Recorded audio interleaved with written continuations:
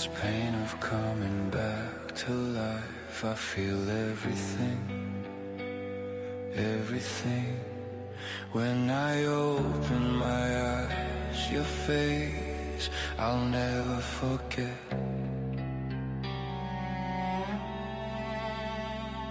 Your horror, my pain, I'm alive, living again. I feel every stitch and every scar.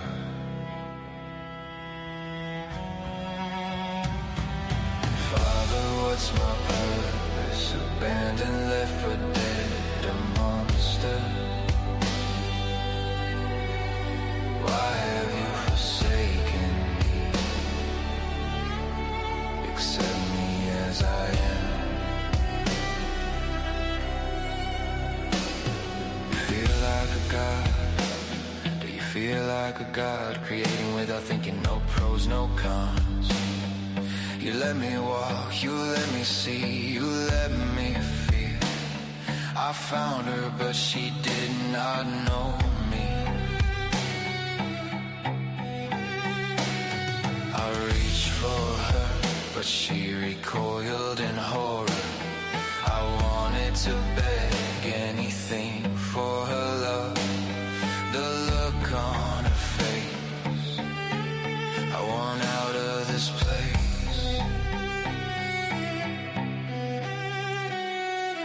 Father, what's my purpose? Abandoned, left for dead, a monster. Why have you forsaken me? Accept me as I am. It doesn't matter, it can't matter no more. I'm incomplete, I'm missing me. The world is darker than I remember. I wanna love her, but this heart is not mine. I wanna touch her, but these hands are not mine. I wanna tell her I love her, but this voice is not mine. Looking into her eyes, I saw how love dies. Now that's where her body lies. Father, what's my purpose? Abandoned, left for dead, a monster. Why have you forsaken me? Accept me as I am. Revenge shall be mine, I'll catch you in time. You gave me the pain of coming back to life. I want you to see me, look what you've done, what you've done. A man no more from a madman's hands. I walk alone, no part of me is home. Place me back under the stone. Father, what's my purpose? Abandoned, left for dead, a monster. Why have you forsaken me? Accept me as I am. As I am.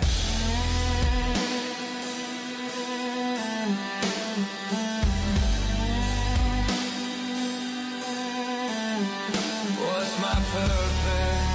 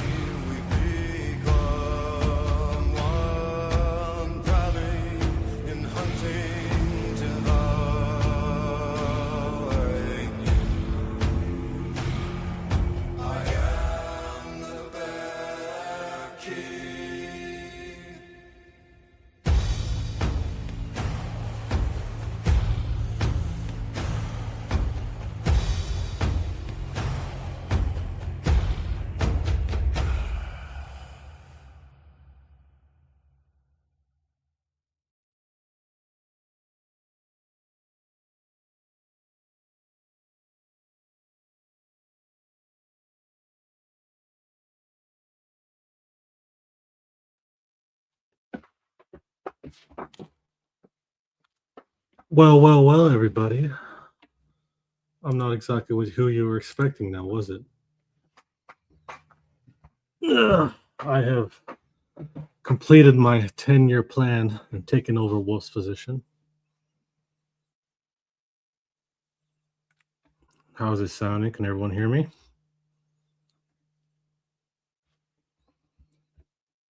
Is it just us? We are going to be the host of PRT from now on.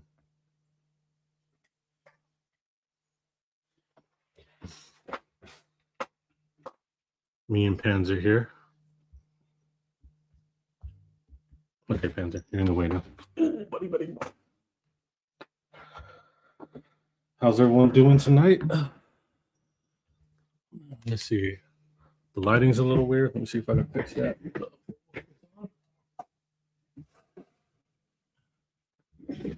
Bring some of these lights a little closer.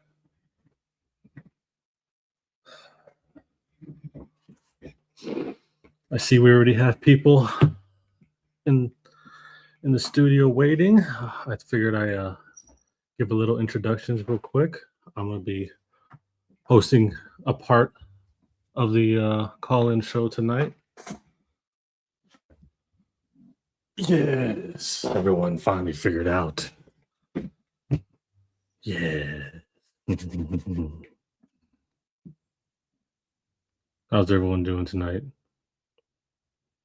If you didn't watch last night's show, it was a really good one. We went on a little longer. Towards the end, we talked about a lot of good stuff. Some crazy stuff.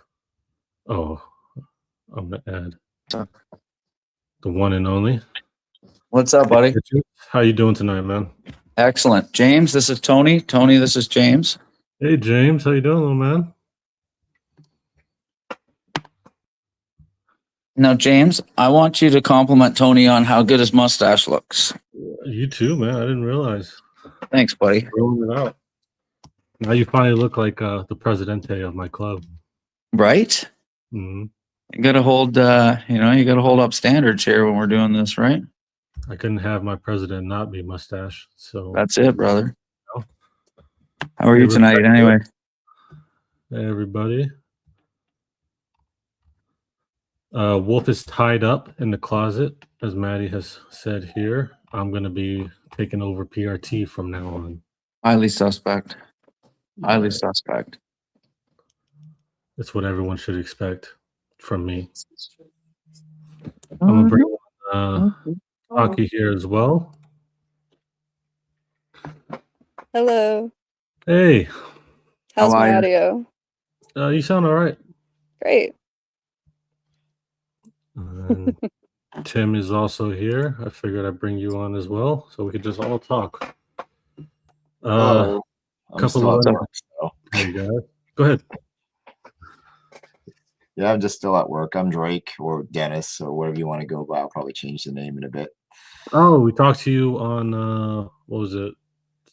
Saturday? Saturday night. Yeah, I was at a bar. Yeah, it was. I remember. Nice to have you on here, man.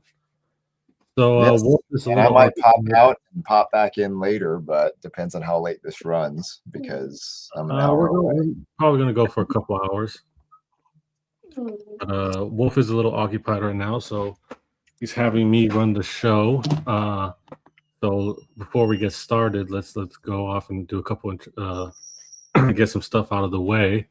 Please join the Patreon. We did a Patreon live. I believe that's the one you joined, right, Drake? Yes, that Patreon was the one I joined. That gets that access, and I just connected StreamYard to YouTube so I can chat here instead of the other one. So that's good. Oh, awesome. Yeah, but Drake joined on Saturday. We did a Patreon live. We talked about some interesting stuff, and then we had a little couple people come on. Dick, you were on. Under Fire came on. It was a lot of fun. And this is just another reason to join that Patreon. Besides getting all the merch and all the cool stuff, you get a lot of free shows. Same goes with the membership. Now the membership is a YouTube exclusive. If you notice in the names of some green names, that indicates that they are members. It costs $5 to join a membership, and once you do, you also get a lot of cool stuff. Some stickers, some chat. Like chat stickers and stuff like that, but you also get shows that we would drop every once in a while. We're planning on doing, I think, a membership show this week as well, so that will be fun. So anyone have anything they want to talk about right now before Wolf gets here, and you guys can go into your stories? You said you're at work right now, Drake? Yes, I'm at work still for a little bit. Might switch out later, but What do you do? what do? I'm actually in IT management for a company that's in SoCal here, about an hour away from my Really? house. So I may be jumping in and out working on other stuff in a second here. So Okay, that's awesome, man. yeah. Dick? It doesn't look like an IT lab because I've got a tiny little corner here, and there's a little bit on the other side with some Hey, computers. Yeah. Tony, I hate to leave you for 2 seconds, but I'll be back in like 10 minutes. I'm at my dad's right now. I just got to get going home. Yeah, I'm used to you doing what you're at. So I know. So, sorry, brother. I'll be right back. Go away. All right. I knew I couldn't rely on you.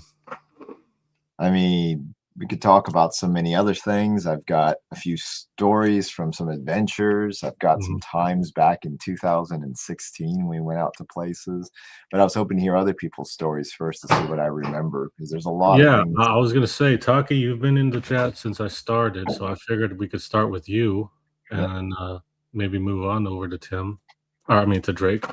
Let's see how he goes. So, what did you want to talk about, Taki? That's all up to you guys. Probably a little bit more up to what Wolf decides to do, but I'm finally on here mostly because of Sean or Underfire's story. I don't talk about things I've been through or what I've had going on, but it is extremely similar to his. I do have a lot of information in terms of if you guys are interested in that at some point. Yeah, I don't want to take up a ton of time on the stream with all that. Oh, don't worry about all that. It's just me right now, so I'm fine just talking about whatever. We actually just finished recording with Underfire, the Shaunicles, as I like to call them. Yeah, the Shaunicles. We got it done. There was a lot of stuff, a lot of good stuff that he goes through, and he kind of rounds it all together and puts it together in the last 2 hours. So that was real fun, and I'm excited to edit those and kind of get them out so that he can just all that information is just finally put on PRT so that people can watch that. So if he ever hops on, or if he pops up in the chat or anything, I'd also like to talk with him or discuss some things with him. I might have some information that could help him out. No, really? Yeah. He's usually in the chat, so we'll wait and see. And if he comes on, I'll make sure to add him. That sounds like a good time. How's everybody's day been tonight? Just mustacheless over here. Yeah, I usually don't grow out my stuff. My mom hates it; makes her feel old. So, but my family doesn't like mine either. Yeah. This is only about last year. I trimmed it down beginning of last year. You guys missed it. It was all made myself look 10 years younger. Yeah, that it makes my mom feel 10 years older, so I try not to bring it around her too much. It happens to everyone, but yeah. So since Taki wants to wait for Under Fire, we could start with you, Drake. Maybe just go into some small stories. Last year I have a team that goes out. Name is Brian Clune. He writes a lot of the ghost stories and stuff. I think he's got one called Ghost of Queen Mary or something like that. And we go on a few trips. And last year we had a great time because I think one of the places we booked was Waverly Hill Sanitarium. And I haven't been there for 10 years. The first time I was there was 2016 with the TAPS group. And we had a sort of a private event going on with the TAPS team. So we went investigating. Of course, that stuff hasn't been broken as much, and they've gone through a lot of mini renovations because whoever owns the property still has to maintain with the city. So when we were there way back in 2016, we had everything from the asbestos scares. We used to joke around that asbestos is as best as it gets.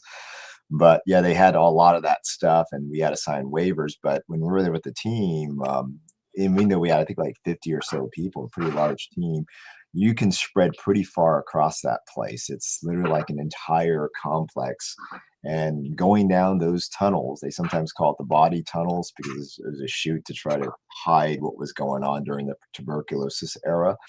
You would get this eerie feeling. It could just be because it's a plane that goes down like 4 stories down on a ramp, but you can walk through there and it's pitch black. It's like even if you brought a flashlight, it's pitch black around you.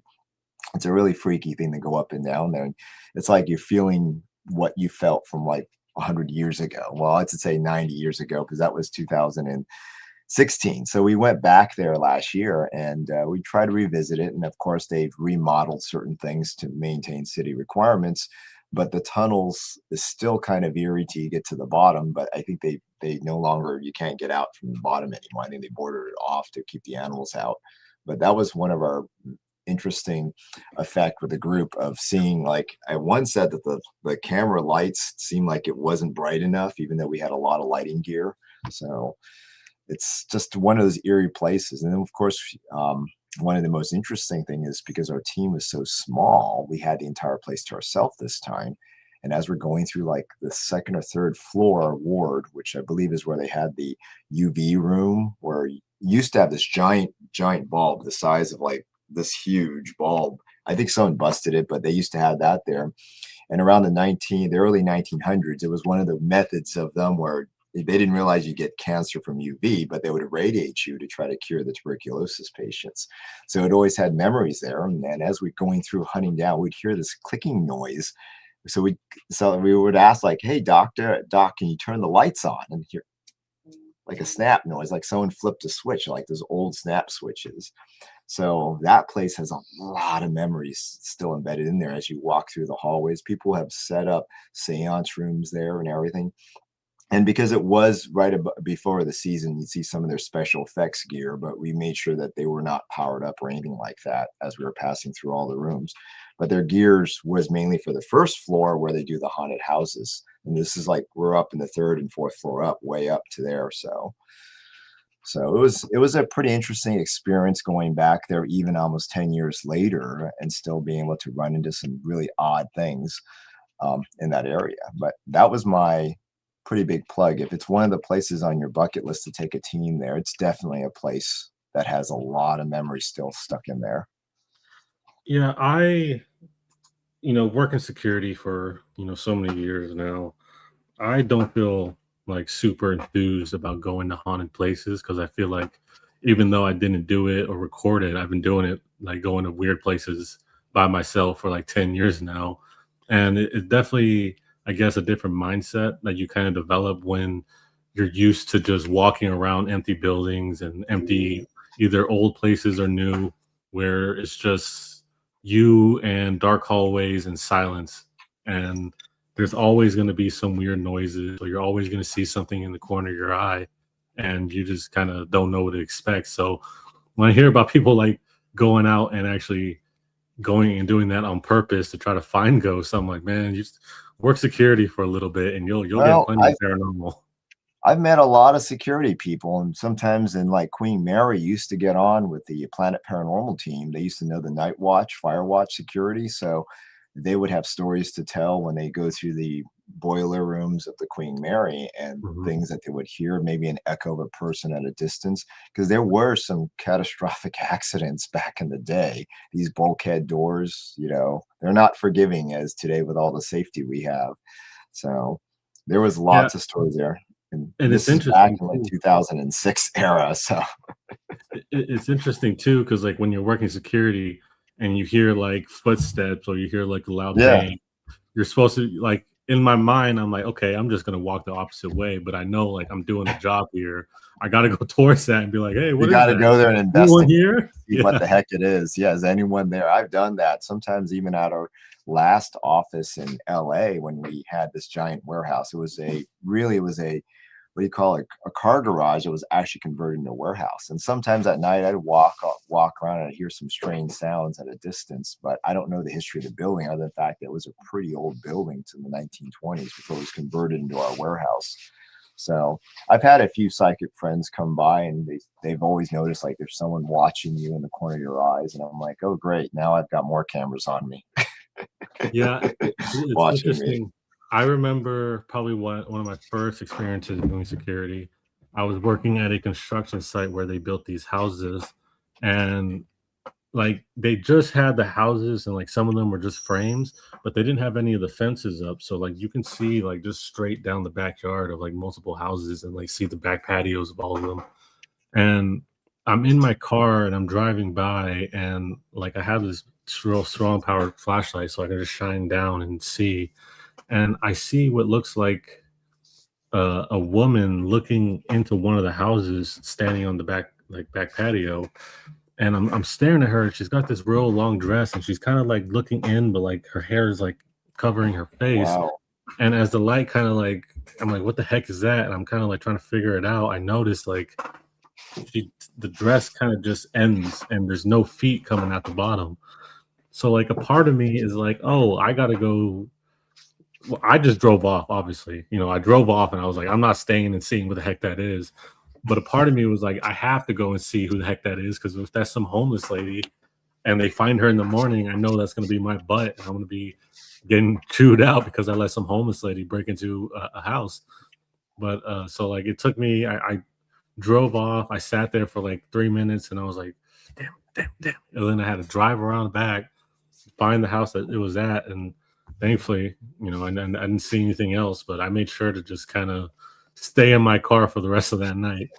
Yeah, I know that feeling because working in the LA warehouse, we have had a lot of homeless outside. So, and we're hoping none of them snuck in. Since I closed the place up a lot in the past, I'll sometimes take a walk around the warehouse and see if there's anyone there. Because if there is, we have to remove them or at least call the officials. Yeah, I understand on there, but I mean, sometimes you're like, oh, I hope sometimes that pop up, but it could just be echoing. So sometimes I'm like, oh, I hope it's a homeless person. Please be a homeless person so I can just kick out this normal homeless person and that'll be it. But sometimes you don't get so lucky. So yeah. There's still Since we moved across town on this place, we have cameras up, and I have actually a set of cameras that we monitor. If anyone does come by our area, I can see the outside. It doesn't show the inside of the warehouse. I have to go pull the other system up, but we do have over 100 cameras on this warehouse, so nothing really gets by. And we have motion lights, so if there's something moving, the light would turn on. And I would sometimes go and investigate, and we've had some lights go on randomly, but it's one of those things you don't know. You just got to see if there's someone that was there. So yeah. Anyhow, I guess I'll leave the floor to the next person if that's there, but I'll jump in and out from time to time. Well, like I said, until Wolf gets back, everyone they're busy doing something real quick. The show has to go on, so I decided to host it. So don't worry about taking too much time, because I'm just really talking right now, trying to fill up. I never got that clarified. Wolf is Jason, right? No, Wolf is Josh. Josh. The normal host. Yeah, Josh. Jason's the other guy. Names are kind of two J's. So I don't know a Jason. Oh no, it's from another show that goes on Sunday night. So that's he got kind of busy with work too as well. So yeah, so I mean, don't worry. If someone wants to join, just talk about some stuff. Please do. Don't worry about taking up any time. Drake, you're more than welcome to just continue talking. Whatever, it doesn't matter. It could be ghosts. It could just be something you want to talk about, and I'm more than willing to just kind of have. Well, I've been looking at some of the ghost supplies for all that tech stuff, and there's a lot of interesting stuff I've seen throughout the years. And I go back to around 2006 when I used to run into the guys from the Mel Meter and things like that when they were just at small conventions and things. So I ran into them back in those days. But I used to build a lot of our own gear. I used to even run a Pasadena Paranormal Research if they're still around somewhere. Their name might be still around. We used to get called out about once a month here in Pasadena, all the way up to like 2010 is when we kind of petered off. But there used to be a lot of great places in SoCal. Linda Vista Hospital, I think, was one place. We used to have a few Paracons there back in the time. I'm hoping to see more Paracons this year, really, if I can. If anyone knows of any. And Paracons are definitely fun. I mean, one of my favorite memories of just PRT is when we ran our cons. I think we did a couple, and every time it was a lot of fun. It is. If you guys do run it again, I don't know if you are doing anything this year, are you? No. So we've had some issues with some crazy people. You too. Stalk us, so we've decided to not kind of take a break from that kind of stuff, which Ah. sucks.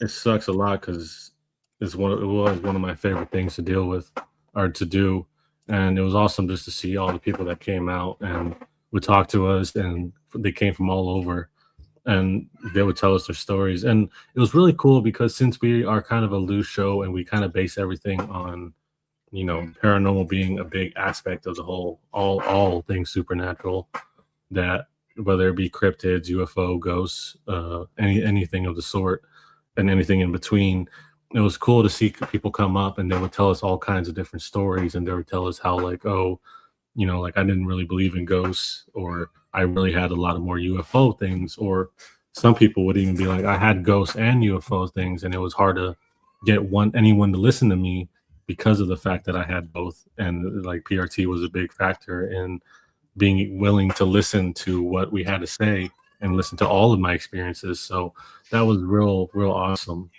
And the hosts are, every time we had people come up and talk, there was a wealth of knowledge that they shared. One of my favorites is Jesus Payan, and the stuff that he went through. He is the Breaking Bad. He was the bigger, Tuco. Sounds familiar. So Tuco was like the main crazy meth dealer in the, I think, first or second season. And then his two bodyguards are goons. The bigger guy is Jesus Payan, and he had a lot of experiences from when he was a kid all the way up to, I think, probably now.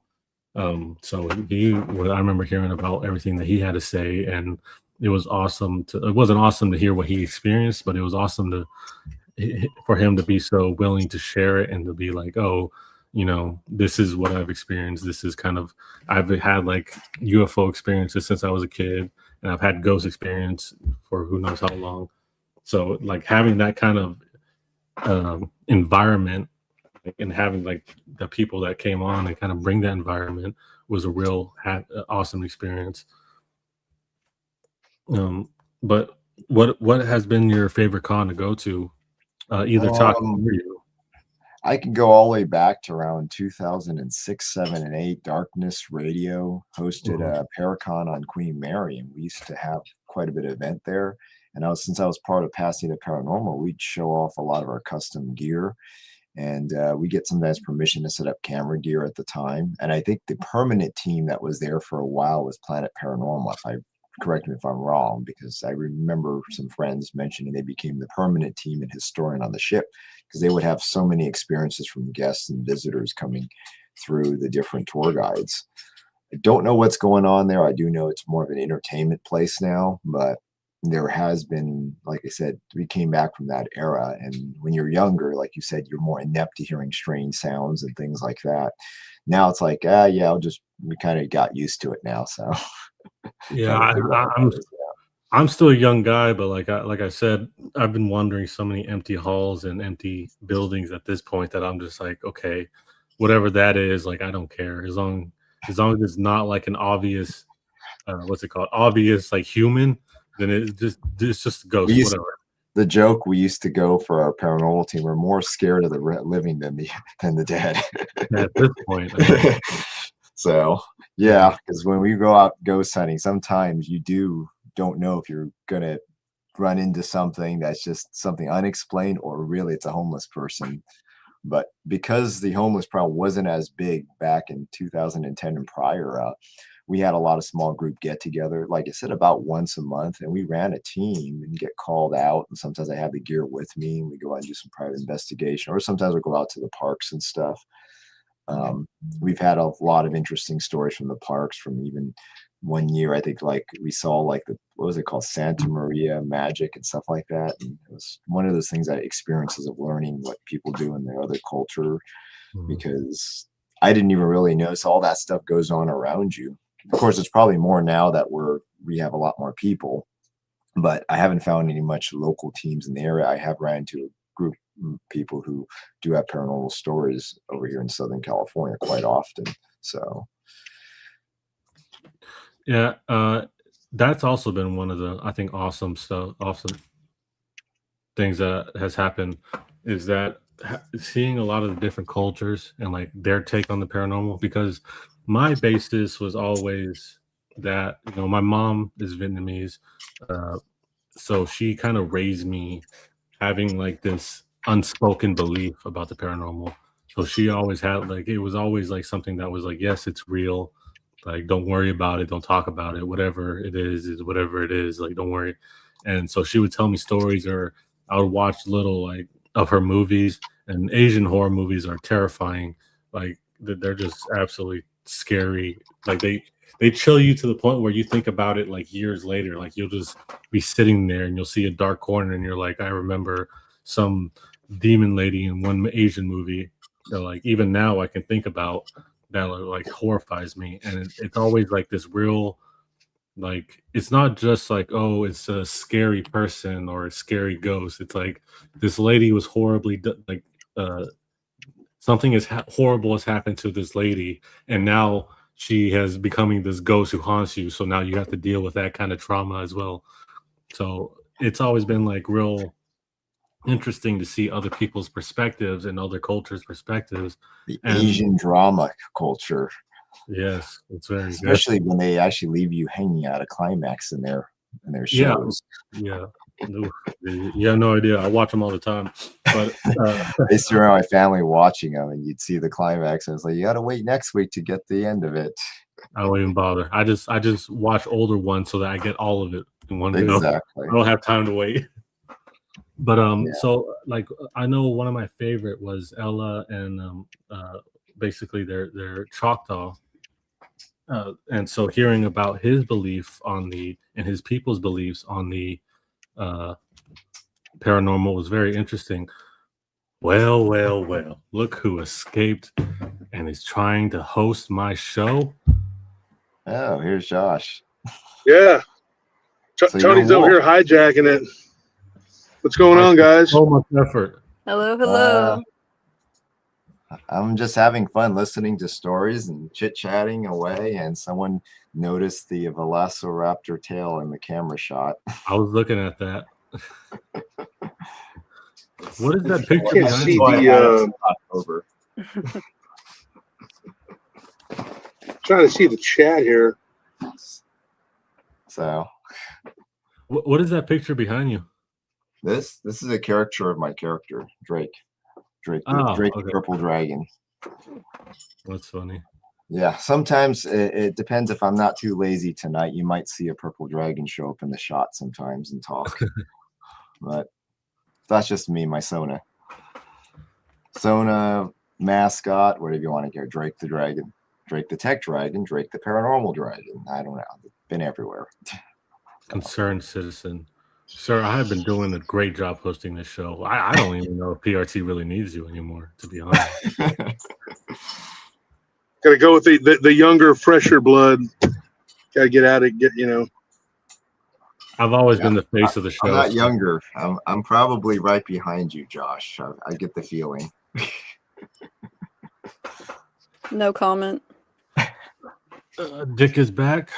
What's up, dudes? Again, Dick Richards. Dudes, where did you go, Master Richard? I had to get home there. I was over at my dad's house for dinner. Oh, you live that close? What's that? You live that close? Oh, yeah. I literally used to live 2 blocks away, right around the corner. They bought a house right around the corner from me. But, yeah, we're about 10 minutes away. next town over kind of thing. Well, I'm in the parking lot at Whole Foods, and Oh, Anthony's in there getting some hummus and some other stuff, whatever. And Nellie and Maddie are actually inside Marshall's. buying clothes. No, pillowcases, Oh, okay. I guess, or something. I don't know. Naturally. I try not to pay attention too much to whatever that is. Yeah, just let them spend money and be happy. And that's it. Happy wife, happy life, right? I mean, Marshall's is she doesn't, but Whole Foods is expensive. I know that. Mm-hmm. Yeah, no kidding. But I mean, I like their hummus. So I told Anthony, whatever he's getting, just give me some hummus. Everything's expensive here these days. Ridiculous. Yeah, it's bad. It's terrible. Especially where you live. Buddy. It's unbelievable how much it is. You get $200 worth of groceries, and it's enough to feed you for like 3-4 days a week at the most.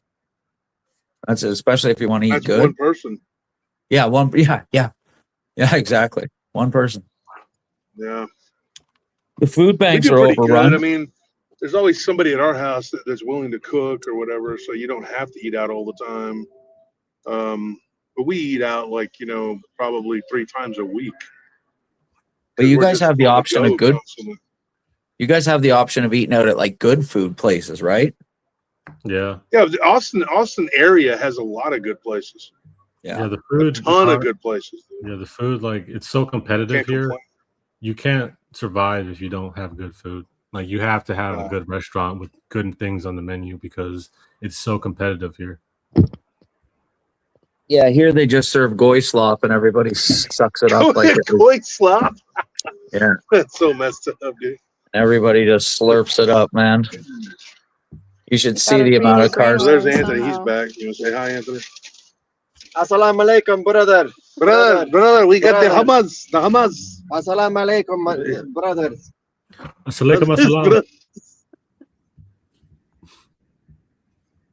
They should Yeah. have finished you all off in the So cruise. what are we talking about? What kind of spookiness is?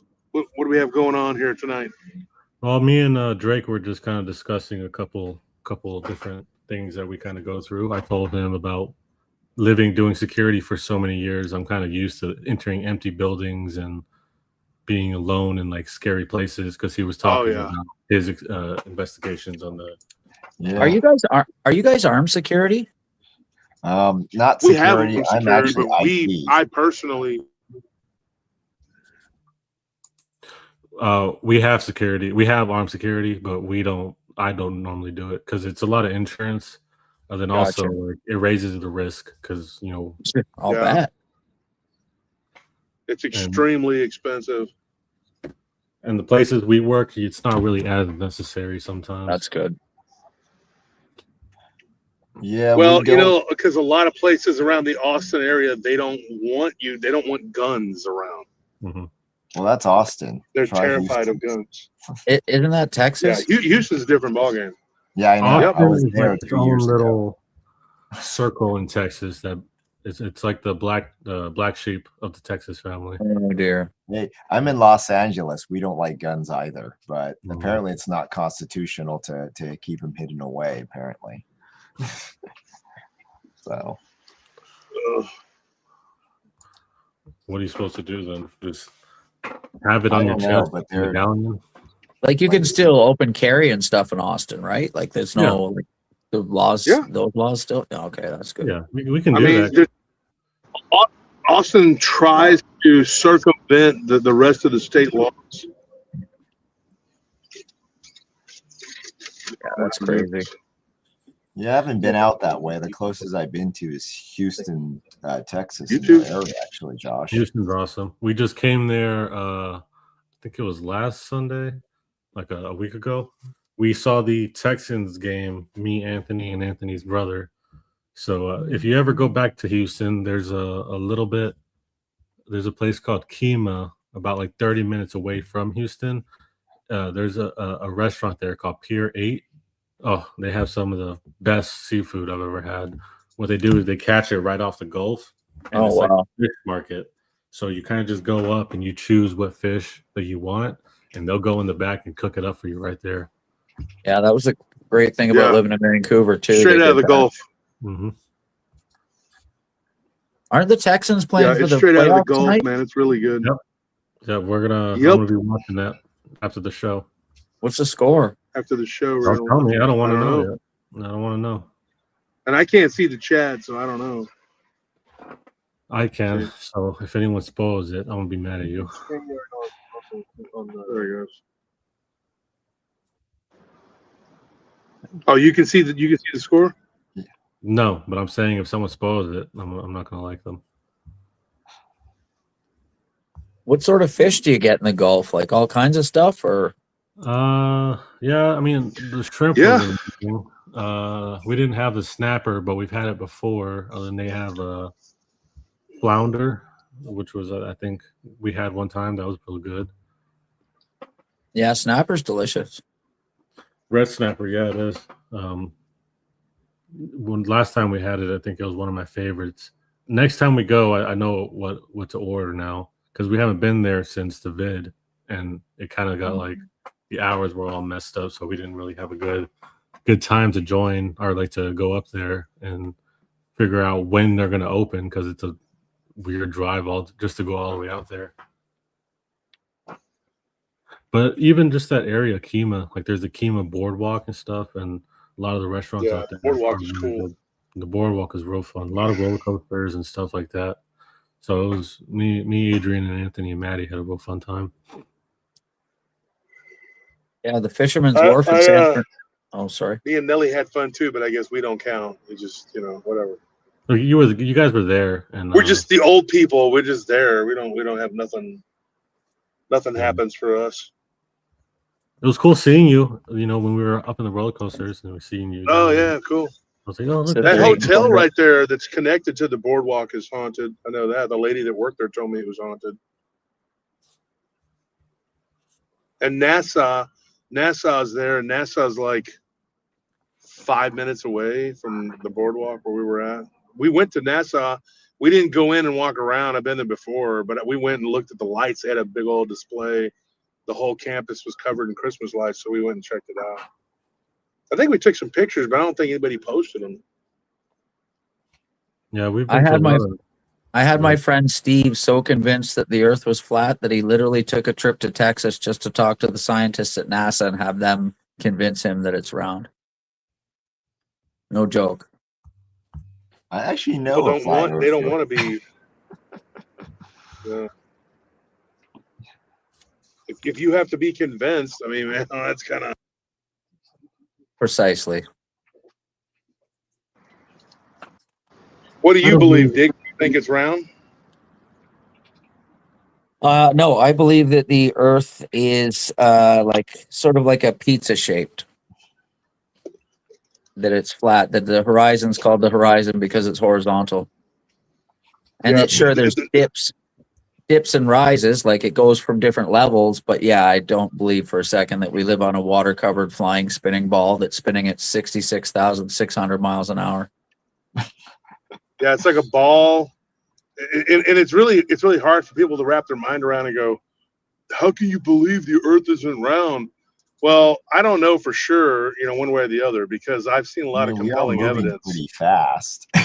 But around it would be really, really fast. I don't see how that could really be. I mean, I don't think it works the way they say it does. One of the reasons I don't believe that is because my friend Scott's dad worked at NASA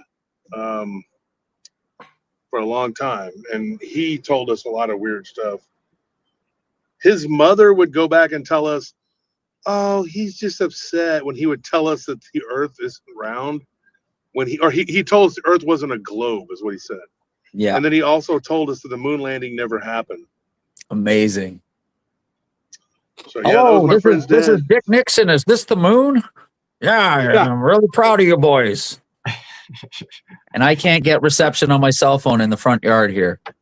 Yeah. Out of here. Yeah.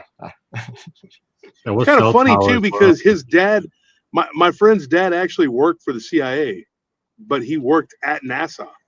Oh wow. So that was kind of a weird thing. Interesting. So how does that work for the CIA at NASA? Apparently. Yeah, a Yeah, lot it's of kind of people weird. are being Well, now lied. we've got They the lie about a internet. lot of stuff. We can figure out all of this stuff. Yeah, doesn't the word NASA mean to intentionally lead astray or to deceive? Yep. It's deceit. Yeah, It's a amazing. Hebrew word, bro. Yeah, imagine that. Oh yeah. Every time they have one of those rocket launches, the entire weather shifts on the entire peninsula of the coast that they launch it from. I think they're just huge chemtrailers myself. Yes. Depends if they use hypergolic fluids, but could be, because I know the original space shuttle was kind of made of just standard hydrogen and oxygen, but the newer rockets are all hydrazine and something else. Have you ever seen one of the moon landers yourself? I've seen some of the mocks of the moon landers. They're pretty clever. Yeah, And some of the they- talks, engineering talks behind them. Yeah, they had one in the Space Museum in Ottawa here that was like supposed to be like the third one that went to the moon or something like that. And I remember being in grade 8 and looking at that thing, being like, "This is stupid. It's made of like tinfoil and friggin' ductwork." Well, they only had about as much space as someone in a Mustang and a Cadillac to actually do their experiment. You basically are sitting with friends in a Cadillac for about 2 weeks, from what I hear. Who So, filmed them landing? well, that's the question. Is that it looks so small when you see it up close? It's like it's kind of unbelievable that we did Yeah, something. they send the camera, the camera Yes. team up there first. Exactly. Yeah, I know. It's so stupid. It's not even funny. Well, Stanley Kubrick admitted that it was, and then they tried to say, "Oh, he was trolling." He was. They literally then- tried to say that he was trolling and that he was drunk. And then he died 2 weeks later, coincidentally. Mhm. Oops. I don't Yeah. doubt that he was drunk, but I mean, I do believe that he was telling the truth. That he 100%. was responsible for faking it. Yeah. 100%. I think Mars is up in Alberta. I think all that Mars crap's in Alberta. I've seen the set that they use. Apparently, I don't freaking know. I don't think you can land. I don't think you can land on a light in the sky anyway. If you've ever actually looked like up at the cottage, my dad's got a couple of really bright big telescopes, and when you Okay. look at it, there's no shape or form to it. You can see Saturn, and Saturn's got shape and form, but all the other planets are just like shining lights in the sky. And they're pretty hard to see on a scope because you need a track. They move because our ground is moving so much relative. I don't believe the ground moves at all. I believe it's the sky that's moving, but that's just me. So Perspective. who all's in the chat? We got Drake, and who else is that? This is Taki, is the other one. Hello. She heard a lot of our stories or our interview with Sean, and Mm-hmm.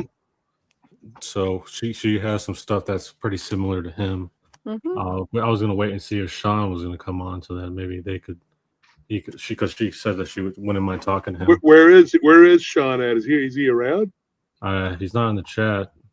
I haven't seen him yet, so hopefully he joins. Hit him up, Anthony. See if he wants to join. He goes by Grey Wolf, so. Gray Is my Wolf. mic or audio working, by the way? Yes, Yeah, it's you're working loud and clear. Okay, sorry about that. Just wanted to check. I'm sorry. Did somebody say something? I don't think their mic or audio is working. Yeah. Come on, Josh. It's nice to meet Totally you, not too. working.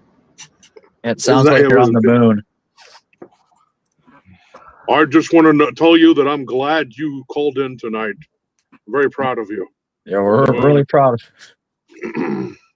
Kind of reminds So me of the days. that's Takayashi Hine, right? That's what you go by? Takayasha Hime. Oh, What is it? Takayasha Hime. Takayasha Hine. Okay. Yeah, I didn't know how to pronounce. I didn't know how you pronounce it. Are you It's- actually Japanese? No, it's just a historical figure that I like. Who is this person? Because I don't think I've heard of him. There's a really famous triptych artwork of Takayasha with the skeleton. It's a very popular Japanese work you guys have probably seen, but she is the daughter of Taira no Masakado. Oh, Tairo Komasatoro. Who was that? Who was she's who a is that? princess, Yeah. right? Hmm? She's a princess, right? I guess she could be considered one. Where are you from? America. I mean, like I know, but like where, like what region, what part? I'm from down south, but I live in Appalachia right now. Oh, down Nice. south. Sounds kind of cool. I'm only All So kinds where are of you critters. from, Drake? A lot of creepy Southern stuff. California, the capital of the loudest noise and lots of traffic. Oh, yeah. California, man, I tell you, we were driving from Sacramento from San Francisco to Sacramento, and it was stop and go traffic out in the middle of the countryside. Welcome Oh, to wow. California. Never seen anything like that. Not in Texas, man. You don't drive from No, like I've been Austin through to Texas. Houston, and yeah. I got to go back there and run into you guys sometime in the future, but I've got a few events I want to try to catch this year out your way. Yeah. I went to Cali in 2010, and San Francisco was the nicest city I'd ever been to. 2010 At the time. wasn't terribly bad, actually. Woo! Yeah, Well, and you it's know ruined that now. It's destroyed now. I can tell you Yeah. that. Now if you go to like one of the cities right out Foster City, me and Scorpion were there in Foster City. Me, Nelly, and our friend and Scorpion.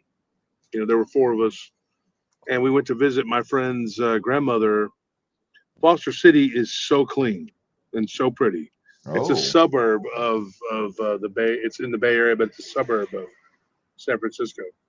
I should check in. And you go into the city, and San Francisco is just like, I don't even know how to describe it. It's just the homeless people shitting in the street. It's Soda Pop unbelievable.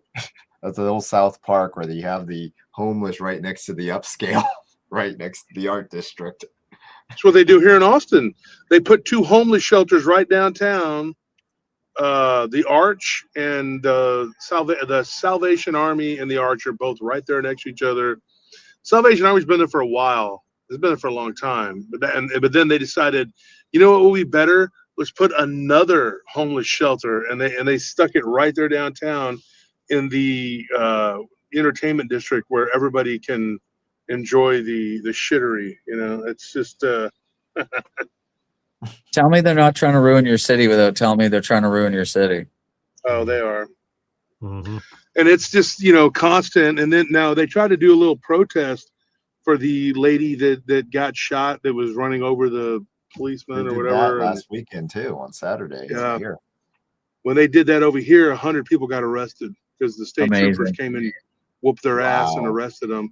They're like, Good. Texas is fascist and under martial law, man. I was like, no, we're not. They didn't come and knock on my door and beat me down and arrest me. They didn't come and spray me with pepper gas and whoop my ass. Oh wait, probably because I wasn't downtown acting a fool. So I guess that's why they didn't do that.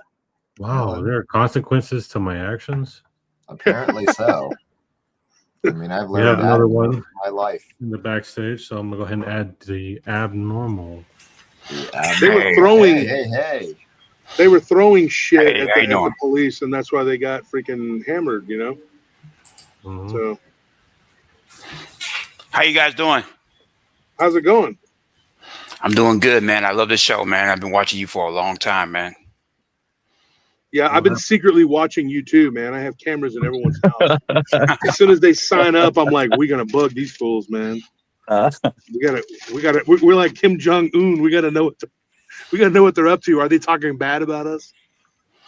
I mean, your ability to tell stories is amazing, man. I mean, I don't know, you wrote books, right? Mm-hmm. Yeah, I gotta check you The out, man. art of storytelling. Abnormal, I agree. He is the best modern day storyteller, bar none. I don't give a shit what anybody says. You know what? I'm gonna get a big head over here if you keep talking about me. Whatever. He's already got a big head. Don't worry about it. This concerned citizen. I don't know who he is. I'm playing, bro. I'm playing. Yeah, I would like to ask when you guys mentioned about different realities, which I mean different dimensions. Mhm. Have you guys ever heard about the flight of what is it, M370? And do you know that it was supposedly it flew in another dimension? That's what it flew in a different. That's what happened. That's why they can't find it. Yeah, You I've saw seen the the three footage of orbs? that. There was the 3 orbs that were spinning around right in front of it, and then it flies right into whatever they opened up and disappeared. Yeah. Yeah, that's some interesting footage, isn't it?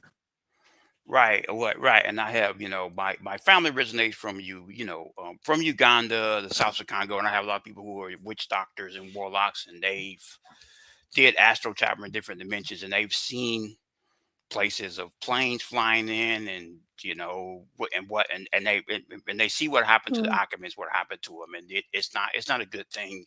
So whatever dimension that the flight M70 flew in, it's probably not a good thing what happened to them. Wasn't there a Korean or a Taiwanese airline that the same thing happened to in like 2016 or 17 that just vanished in thin air? Well, the Malaysian flight. Yeah, that's it. But there's a lot of stuff that, like, this isn't something new. I mean, there's the very famous case of Amelia Earhart who just disappeared while she was flying over. Like, planes disappearing is a very regular occurrence. In World War II. World War II, a lot of planes freaking just vanished midair. Yeah. The Bermuda Triangle was it where the M370, was that the opposite side of where the Bermuda Triangle is from our side? Because I know there's look at the geographic location where it's at, because I was used to follow stories of the Bermuda Triangle when I was younger, as well as Amelia Earhart, many other stories of weird disappearing occurrences, as well as the Philadelphia, I remember it's called the Philadelphia experiment, which some crazy scientist supposedly played with some crazy radiation Tesla coils type stuff, and things just appeared out of nowhere in the wall or something like that, was the story behind that. Yeah, they teleported a destroyer from one port to the other, like halfway across was it Philadelphia to whatever, San Francisco or someplace? I can't remember what. Yeah. It was a crazy story to follow up. The crazy guys who try to recreate that, I don't even know if they're still around, but we used to follow a lot of that stuff a decade ago. Yeah. People have gotten too comfortable with messing with the fabric of reality. Right. Amen to that, buddy. In the pursuit of knowledge. Hey, be quiet. Well, in September of 2016, when they ran the Hadron Collider at 13.7 TeV for 2 weeks straight, as soon as they did that, the head of collisions, who's the guy named Bertolucci, he's the head of the whole kit and caboodle now, and he was promoted after that. But he came out after that, and he announced, "We opened the portal." I swear we're in a different dimension because of that. Because there's things that don't make sense to me anymore. Maybe it's my memory, but things that I kind of remembered crystal clear, that had notes written down, was all gone. It's like, kind of a weird phenomenon, but I think something weird did happen throughout our generation. I don't know if it's because of their experiments, but energy is energy. And when I kind of understand how things work at a quantum level, there is no such thing as the world's smallest particle. Everything is all interconnected. The fine fabric of space and time. It's beautiful if you think of it, actually. Yeah, D-Wave quantum computers really opened up that portal, that gateway to hell, as it were. And that's that's the thing. And that's the thing, guys. When my cousin, who was a Satanist, because he goes in those different dimensions where they have fallen angels, what do you call it, mermaids, mermen, and they're not beautiful like on Little Mermaid. They're evil. They are beautiful, but they're evil. They wicked, and they eat human flesh. They drink human blood. They're terrifying. But what I'm saying, what he was saying, how you were saying, how the technology in these different, it's not supernatural in these different dimensions. They have this technological advance that goes beyond what we know, and it makes sense what you're talking about, how the technology connects it with the supernatural, like with CERN and stuff. That's amazing. Well, supernatural it's a breakthrough, but like I said, we're messing in some interesting stuff in our generation that I can't explain, but I do understand the fabric is very finely woven together. Just you mess with one little thread, something changes down the road and you don't know what it is. And Armando, our previous host and the first host of the PRT, one of his favorite sayings was that, we're like a blind kid wandering in the forest, trying Yeah, to he find. always said that. He said like a 5-year-old blind child wandering around in the forest and and looking for whatever, you know. Yeah, he was my first co-host, but Tony, he wasn't our first host. He was you and me and him were the original hosts. Yeah, that's what I was saying. It was like he was one of the first hosts that joined us. Tires to panels lower. Rest in peace, Sal. But like, yeah, that was always one of his favorite sayings, and it's kind of like the arrogance of people today to like continue to just do that without understanding the effects that kind of science or really those kind of experiments will do on the nature of our reality. Like you don't know what you're inviting in, you don't know what you're changing really. You're just playing around because you can, not realizing that these things are going to have consequences that you are not going to be able to recognize properly.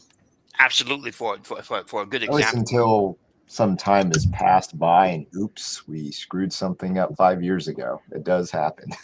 I take a more cynical view. I think that the entities that are doing it only look like people, and that they know exactly what they're doing, and that they are doing exactly what they're meant to do, and that they are dealing on a whole nother level of intelligence and science or witchcraft or whatever that we don't even understand. Well, here's the thing. I feel like there are laws that they have to abide by, so they might steer you in that direction, but I do feel like they're using people as like pawns to push this, Absolutely, the narrative. Absolutely, Musho. That's the whole thing. Why you think what you know what happened in not in Genesis 6, but the second time when the angels came down and infected human nature. It was the result of worship, paganistic, satanic worship that opened up dimension. You understand? We have opened up dimension so they can get legal right to come down in here. We still, to some degree, even though, and the same thing, witch doctors, warlocks, Satanists, because my cousins say they opened up. You see all this evil going around. It's also because of them, just like with the body of Christ, where he has born again believers that come down to bring the kingdom of God. You bring the kingdom of the enemy down here too. I'm saying we have to open up portals for them to get access down here. I agree. Mm-hmm. I have a suspicion that you know how it talks about the instruments to play, like the Psalms is like a music book, and it says to play like the pipes, the timbrels, the cymbals, the harp, and there's the dulcimer, and there's like 5 or 6. I have a theory that concoction of, or that those instruments, when they're played together in those certain harmonics, that those actually open angelic portals. But that's just a theory. Yeah, I mean, it's disguised as instruments, but it's really just different vibrations being. Yeah, exactly. It's not God. Well, if it's not gospel, then it's fallen. You open up the fallen angels. They might appear. They might appear to be angels of light, but they're not. I mean, when it says that we entertain angels unaware too, right? So I think that a lot of the ones that are still here look like people, because if there was 10,000 times 10,000, that's 100 million, and that a third of them fell, that's 33 million that were here on Earth, right? It's way more. It's way more than that. Way more fallen angels. Well, they've also bred. They reproduce. People don't realize that they have a bloodline, and they actually do reproduce. And Lilith was one of the ones that was breeding with them, and I believe that she was a hybrid. She was a hybrid. The archons were the ones that were creating her. And see, like when you hear about it in Genesis, you're hearing it from the side of the priest saying, God is doing this and that. But you got to remember, Jesus says that their God is Satan. I mean, that's the key right there. That is the linchpin. And when Jesus says he saw everything be created, I'm not thinking like in terms of Genesis. I'm thinking before Genesis, because Job predates Genesis. So Jesus is talking about the actual creation of the entire universe. He's talking about God, his Father, placing the stars and everything in their place. He's not talking about the terraforming that was done on the earth. And then there's two different things going on there. And you have the priesthood of the Levites that are basically not really lying so much as just not understanding and they're equating two different things with one thing, because I believe that what was happening with that, with the terraforming, was the Shaitan. They were the ones that did that. They were the ones that wanted to keep us ignorant. Jesus was saying, hey, you die for lack of knowledge. But what was happening in the Garden of Eden was knowledge being hidden from us, and then us being shamed for that knowledge. And then, of course, they said, oh, it was the serpent. Well, that's because everybody that's bad says the other person is bad. That's the bad guy. They're the serpent, not me. So they turn it around, and then they get two things confused. Two things are mixed up. Just like whenever people talk about the Titans that were, here on Earth from the ancient Greek mythology, they're getting two things confused. The two different types of beings, what became the Olympic gods and the Titans that were before them. There were Titans before them, but those aren't even really talked about in the Bible. What it is the Olympic gods. They are the ones that were the fallen. They are the watchers. The Titans were those that were here, that were the rebellious angels. They were cast down. And the Olympic gods immediately had to subdue them and fight them when they first came here. But then they fell themselves, and then they became known as the fallen. So you're talking about two different events, the rebellion and the rebellious angels, and then you're talking about the fallen and the fallen angels. Two different things. Right. And different creations, the terraforming and then the actual primordial creation. Two different things. And then when you go back in time, you're going back, like 1,000 yugas. The yugas being like the set of four different time periods, the Satra, the Tetra, the Dwarpa, and the Kali, which is what the ancient people from India, that's what they called it. They talk about it in the Vedas. And I think that they have a very accurate history of the wars. And the last one that took place about 1 million years ago that went on and on and on, I think it was Lemuria and Atlantis. And I think that people think, oh, that's so far back. 1 million years is nothing compared to how long the earth has been around. You're talking about 4 billion years. You're going to tell me that in 4 billion years, history only started 5,000 years ago, and then people will actually be stupid enough to claim that the earth is only 5,000 years old? Bull crap.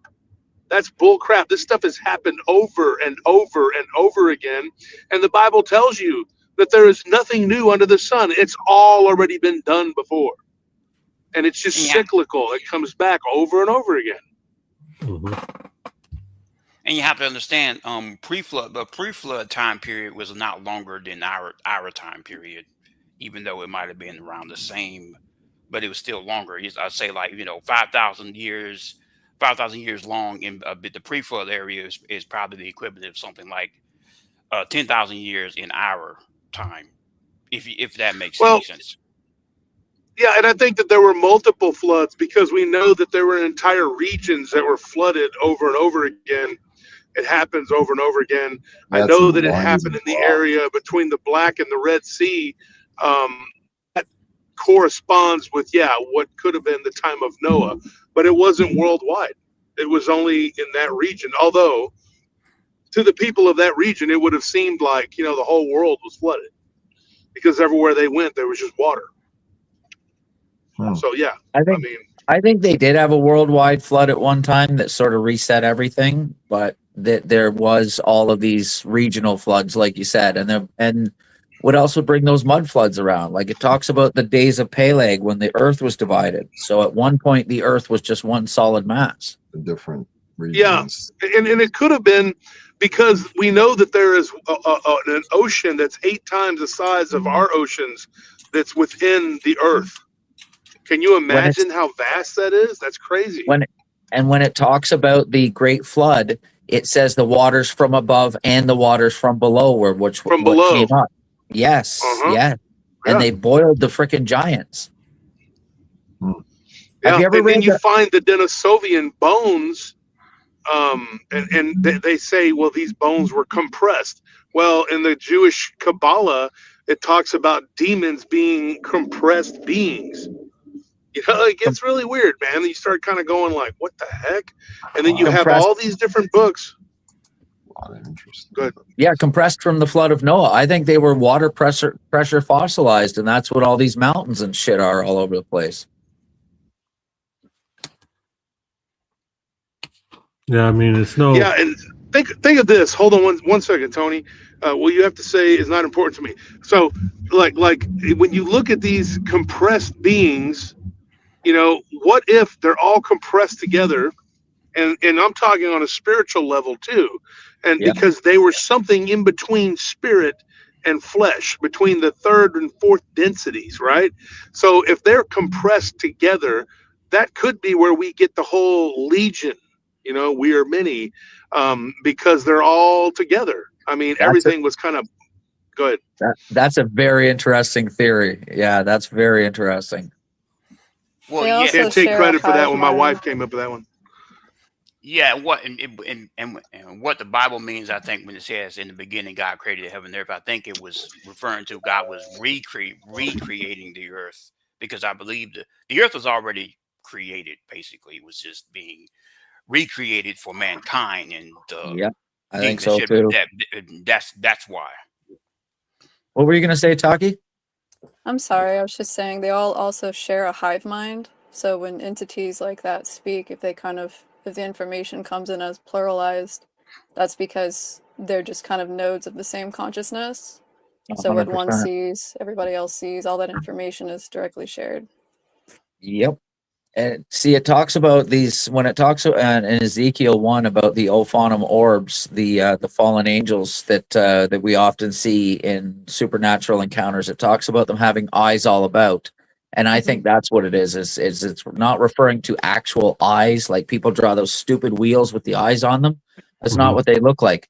They have eyes all about because there's many of them acting as one, as a hive mind. Those That's a good those theory. different type. Hold on. Those are different type of angels, because I've seen angels in my lifetime before. I mean, well, I've seen ones that look like Superman, big, just a big 13-foot tall walking around. You could see with the right robe it was all glowing, but you could see the very image how muscular and massive he was, and he looked and it looked like a female. It had a little very feminine face, but you could tell it was a male.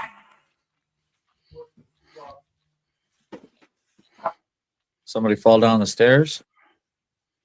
Probably. I don't know what that was. Some fell in the kitchen.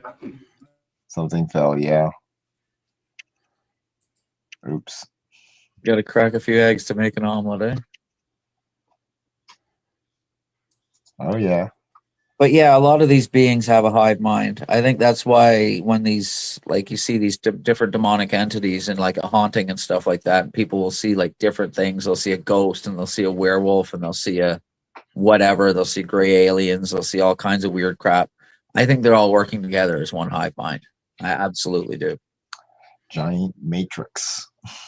And I mean, if like you to can, mimic as well, though, and a lot of how you perceive something depends on your own information and your consciousness. So How your everything has to brain translate recognizes it through the too as brain well. and the nervous system.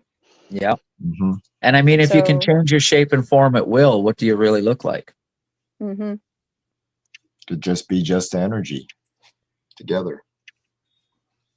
Yeah, so a lot of these things will mimic what they know you're afraid of or something that you've seen before, but that will also kind of just auto-translate through your nervous system and your brain. When it translates the data of that energy, it'll construct that form, if that makes sense. So people, because I think you guys have shared stories as well of multiple people encountering the same shapeshifter or type of being, and some person saw it look like an alien, one person may have seen it look like a werewolf, things like that. It's happened to a friend of mine when he was playing around with a Ouija board. He was playing around. Yeah, that's how it goes. Yeah, he was playing around for 2 weeks. Nothing happened. He said he was playing around and he said just one day he was just watching TV and this manifestation of a cartoon character like literally just flew off the screen. I think it was the Castlevania. One of the vampire characters, and it jumped on top of him and screamed. And he was like just paralyzed and just like, and it just vanished and everything, and all electricity went out and stuff. And it's like he's completely stopped watching anime now. Yeah, I'll bet. plenty of seance stories in my lifetime being a paranormal investigators and weird stuff coming home and hearing weird crackling noises and stuff like that. I'm like, you start to realize that there might be something truth going on to these things you do. But that's not, but that's not a coincidence. It's not just the weak demonic forces operating from the cartoon itself. It means these cartoon animations, they're connected to the demonic realm. That's why it was a manifestation. There was the Pearl experiment that we, I think we created in Santa Paula one time. And it was the bottom line of that experiment is that we created a news article, person passed away, room, such and such. And we created a story behind it. And we've had people do seances over there and throughout the years. And this happened in about the last decade.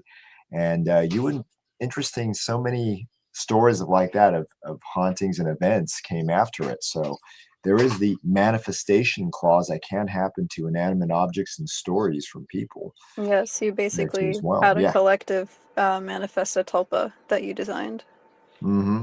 It was one of those interesting experiments that I think my friend, I can't remember his name, Bill William from a friend of mine that actually started that project a decade ago. And we were wanting to know if that was possible. And we did get lots of interesting people with stories of, I think Pearl was her name, that manifested herself in the lower rooms and supposedly hung herself. And the whole storyline appeared after that for many years. So. Well, I think a crazy tulpa was basically created in the last 5 years from 2020 to 2025, because if you study Hebrew eschatology, the one entity that they fear the most is the Divoc, and it's Divoc. And if you spell that backwards, I mean, Hebrews read right to left. So if you were to read that word left to right and know what happened in the last, in the last 5 years, I think there was a total manifestation of that thing, and that it created a tulpa that's gotten completely out of control. Because it's still got what we've created today. Yeah. A lot of monsters that we've gotten out of control. Absolutely. And it's taken control of a lot of people, man. And it's still taking control of a lot of people. Yeah. All this supernatural stuff, this paranormal stuff going on, you still wonder why people still try to deny it or walk over it. Human nature. It just irritates me. It's like, We call everyone NPCs, just there 9 to 5, day in, day out. And they don't really. They're literally terrors. Yeah. Behind the corner. They're not real people, man. They're not real people. They might be your dad, your mom, your brother, your sister, your cousin, the guy down the street, whoever. But they're not the same people as we are. They're just not. They're just not genetically the same. Yeah, I heard. Yeah, I've heard people try to call the dog man an animal, and you have to be absolutely retarded to think of a dog man. I don't mean to call somebody retarded, but no, you're right. To think a dog man is an animal. No, you're right. That's just insane. Yeah. Yeah, it's definitely not an animal. And these people that go around saying, they're so deranged with that, and they're so ate up with that they're willing to attack you and start wars with you and fight you tooth and nail. If anybody were to sit back and look at what we're doing here at PRT and see the good that we're trying to do and still want to destroy you, there's something evil about that. I mean, they're evil. I mean, those people that want to destroy, and they have no good reason for it. None. It's because it's because you have spiritual discernment and they understand it, and it's fear. That's probably why you're being attacked. Yeah. They are of their father, the devil, and they will do his will. Yep. That's the long and short of it. Like you mentioned with NPCs, though, too, you can kind of see those as biological organisms that run scripts. And a lot of unconscious people, if their soul fragments too much, they're not channeling enough consciousness in their body, they lose autonomy.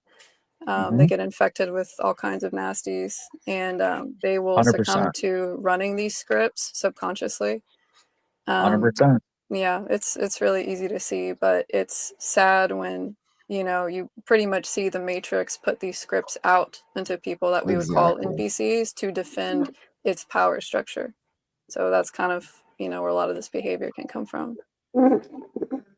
Yeah, they're like the agents in the Matrix, for crying out loud. Literally the same thing. Yeah, they're Sometimes really trying good. to clean up a mess, you can sometimes witness it sometimes. Oh, and then disappears later like nothing ever happened. Yeah, some That's of us notice fascinating. those weird things that go in the corner of our eyes, and we're now paying close attention to those unusual incidents. So,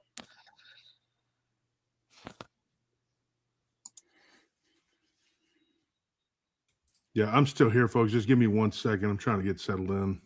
No worries. So Abnormal, you said that would you say your brother was a Satanist?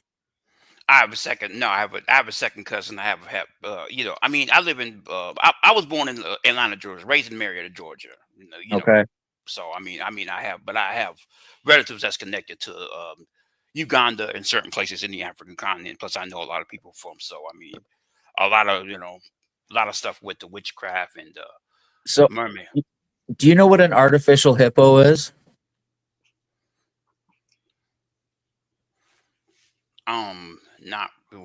Not really. I mean, what is Okay, that? so I saw a documentary one time where it was the one thing that a lot of people in like the Congo region and around Uganda and stuff were afraid of, where a witch doctor would possess a hippopotamus to attack your boat as it's going across the river, and they would make like this little they would make a little voodoo doll that looked like a hippopotamus, and then they would take it and bury it under your house. They do And that. then the hippopotamus would attack your boat as you're going across the river. And I was fascinated to see how afraid everybody was in the villages around, in that area, in that region, that was the one thing that they were really the most afraid of. It was like, like a werewolf here or something like that, right? They do have the ability to possess animals and do things in a lot of cases. If it's supernatural, if they use supernatural, in some cases you can use natural things like guns, and for that moment when they're under their control, it won't stop them. You have to. Yeah, I think it's the hyena is a very common animal. I know in Botswana, I covered a case recently. I haven't done the show about it yet, but it's a leopard. It was a leopard man. So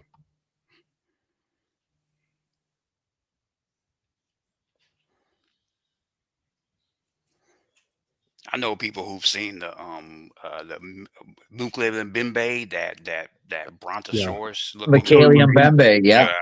I know one guy that saw it too. He was fighting in the Congolese War, and he was fighting in the Rwanda genocide as well. And I asked him, I said, does the Michaelium Bembe exist? And he laughed. And he goes, I've seen it. He goes, and it killed a bunch of my soldiers like 30 years ago. I heard about that. Killed a lot of soldiers and other. Yep. There were other nasty cryptids. That killed them. Crazy. What is that little twisted rhinoceros kind of thing? It kills elephants.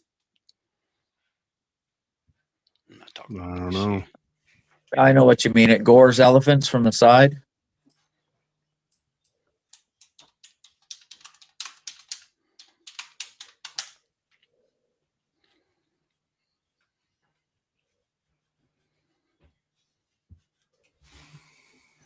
Yeah, I couldn't imagine what's hiding in the jungle though. Like, could you imagine the entities that are hiding in the jungle we don't even know about?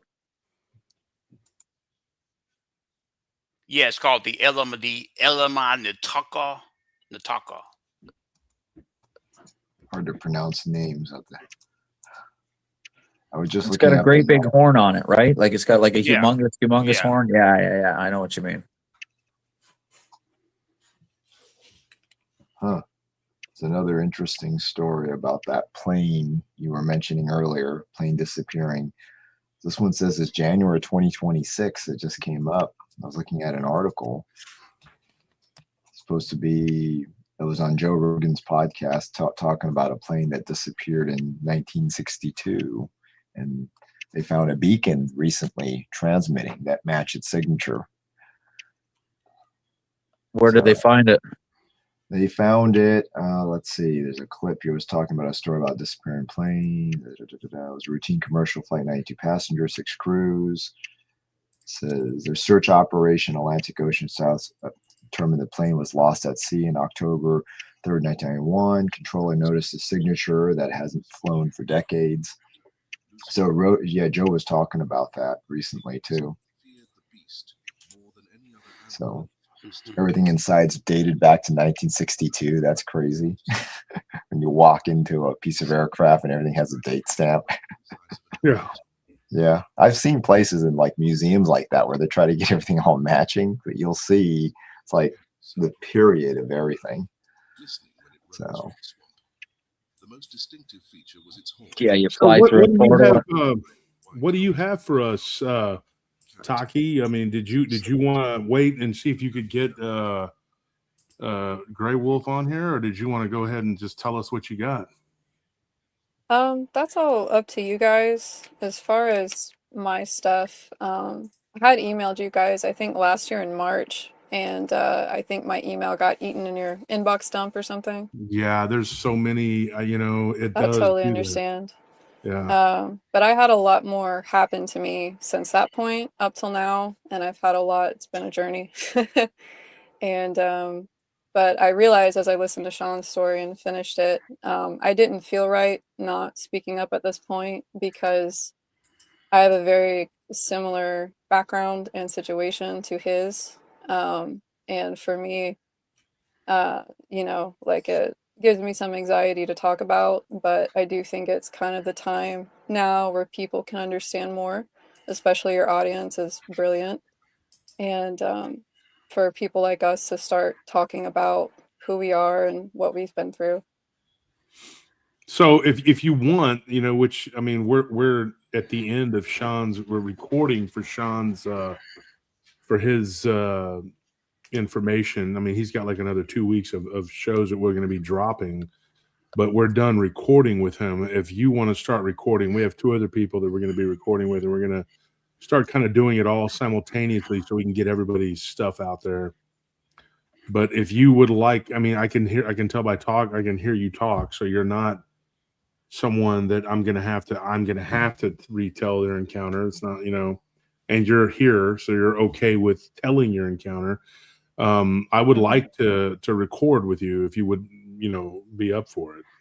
Yeah, I would really love that. Like I said, I think I've been hanging around you guys for about a year now on YouTube when I found your channel, and I really appreciate your audience. I really appreciate how you tell encounters and your ability to help teach and explain to people how these things all tie together, because genres are honestly just a concept that are meant to keep us, stupider and not seeing how things tie together. You know what I mean? So all this information goes together naturally. It just maybe seems a bit odd to some people. How did you find us? I kind of I joke that it's like YouTube algorithm divination, but I just sort of let things come up in my feed. And I was really sick last spring, and one of your episodes came up, and I listened to your confessions of, I think, a werewolf and a vampire. And a few, then I just started binging a lot of your material, and I was like, okay, it's nice to know that there's other people out there that understand how all of these concepts and supernatural cryptids, aliens, how all of that actually intertwines together. So it was nice to see. Yeah, I had actually found you through what was it, the confessionals, when you told the story about the haunted tour. Oh, that's a great story. I've listened to that 1,000 times, and it still scares me each and every time. Wow, I can't believe you worked at a place like that. When you said, even before you quit, when you woke up and you had that dream, and the door was open and the bird and that scary man was in there. I mean, that was crazy. Yeah. That was all. Yeah. That was, yeah. But that's a tower downtown that I worked at. I wish I could say the name of it, but I'll just say this: it's close to an Indian restaurant that is also notoriously haunted, and so I think that there's a reason why that whole area is haunted like that. Native American burial grounds, probably. I can't say exactly. I know that there was some weird stuff that was there, like at that Indian restaurant. It's on a ghost tour, and when you go down into the wine cellar, there are shackles or these half circular hooks on the wall where they claim that was where they kept slaves. But what's weird is, like, I don't know why that particular place would have slaves, because there was no there was nothing there that slaves would be doing. So I posed the question on the tour, like, what if this was just somebody's, somebody that lived there and owned that they owned that land. They were just demented and they had people down there because there would be nothing for the slaves to do. I really didn't understand that, because it was other than not possible sacrifice or something. Yeah, and I wondered about that. Now, slavery did exist, for sure, in the 1860s, but that place it predated it. It was built in the 1820s, and it was one of the first buildings in that whole area. And there wasn't they weren't cultivating any land or doing anything at that time. And for one thing, that land is not really that good to grow crops. That's why they just built on it. Now you're seeing like really good, prosperous, land that's being built on, which is just completely, they have the retardation to do that. But at that time, in that land, in that area, which would be, just south of the capital or just north of the capital, I can't tell you, there really wasn't anything there. I mean, that area was built up. There was a building that was there. It's a very old building. They used to say it was like from the 1870s. It actually predates that. And it was one of the first buildings that was there when there was nothing. There was just like a saloon there, and it was like a stagecoach inn, right? So why would you have slaves there? And it was only there as a watering hole, basically, for the early settlers. And they would have just been, it would have been like when Austin's colony, founded by Stephen F. Austin. And so I really was confused by that. And when I did the research on it, I found out that place, so it predates that. Now, there may have been slaves that came later on, but there definitely was Native American influence there, in particular Kiowa and Comanche. So I don't know, man. It's really baffling to me. Why would you have a stagecoach in like a stagecoach tavern that would essentially, for all intents and purposes, just be kind of an outpost that was there, one of the oldest buildings in that region? And what would the purpose be of having a basement where you could chain people up? Unless there was possible murder going on, or human trafficking, or I don't know what. Yeah, something like that. Torture chamber. Yeah, exactly. And you go down there and you could feel it, man. The energy is really vile. It's just it's rough down there. And when I went down there, I told them, I said, man, I feel heavy in my chest. And the lady on the tour was like, yeah, a lot of people report feeling that. And of course, the place, I told them, I said, the place I used to work is catty corner to this tower here. And the lady was like, oh yeah, we hear a lot of stories about that place being haunted, but the people that are in charge of that building won't let us use it for a part of the tour. And I told her, I said, yeah, that's it. It definitely would give people some feelings, some creepy feelings. Yeah, wouldn't that place be kind of dangerous for a tour? Yeah, I mean, yeah, I guess. Because especially if you're looking at it from like, attachments or something following you home, which could definitely happen. I mean, the stuff you were describing, that's almost like rose red type of haunting. Well, and if you were to read the guard log there, and to me, that place, it was like, it was pretty bad. Like the guards that worked there was, a couple of guards that worked there that weren't real, it seemed like they weren't really bothered by it. And then there were a couple of guards that worked there that were extremely bothered by it. And I think it was just depending on how sensitive you are.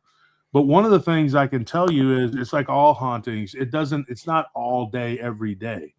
There were some nights I would go in there and I didn't feel something, it wasn't like every night that I went there, it was the Amityville Horror. So that's what it's kind of deceptive in that way. It kind of lulls you into a false sense of security that, everything's fine, everything's okay. But then you go there one day and a bunch of nutty, weird stuff that doesn't make any sense happens, and then you have to come to the reality that this place it's got a lot of bad energy. It's high paranormal activity. And I think that people, they tend to kind of downplay it because they have to be there. They have to work there. They have to rationalize and say, hey, this is not such a bad place. It's not such a Coping bad mechanism. thing. You need that to Yeah, survive. a That's coping just a part of mechanism. survival. Yeah. But then when the stuff starts following you home, and then you become like you're just like bait hanging, waiting for something to happen. Then that's a problem. And I was getting phone calls from that place when I was not on duty. And so I was getting these weird phone calls, and I found out from some of the other guards it was happening to them too. But there was one guy that worked there who ended up becoming a state trooper, and he was in charge of that building at that time. And he said that he had never had anything happen to him there ever. He had been there for 3 years. Now he did work predominantly the day shift, but when he first started, he worked the night shift. And I think maybe he's just a total NPC because he was a real douchebag. Or a liar. He was a total douchebag, and nothing did happen to him because he's an NPC. And it just didn't affect him. He didn't see it, or whatever. Or like you said, yeah, he could have just been lying so he could get people to work there because he denial. Yeah, or maybe because he was in charge. He had to have people to work there, so he had to tell people that everything was fine when it really wasn't. But he was a real jerk off. I couldn't stand the guy. And then years later, I ran into him at a restaurant / bar, and I went in there to get some food, and he was there, and just real arrogant. He was with some other troopers, and he just acted like a real douchebag, and to me and a couple of my friends. And I didn't even acknowledge him or act like, I just saw him in there, and I ignored him. So he made it a point to come up to my table and start talking, and basically asking me if I had a problem with him. And I'm like, golly, dude, this guy's a cop and he's doing just this. Because you didn't speak to him? Yeah, basically. He claimed that I walked by his table and made some quick hand gesture or some bullshit, man. And I was on a date, me and my brother and my friends, we were with these girls. And so I guess he wanted to, be John Wayne or whatever the hell. What a loser. When he walked out, I told the people that I was with, I said I used to work at a building that was extremely haunted, and he was the head of security there, and he was a total douchebag.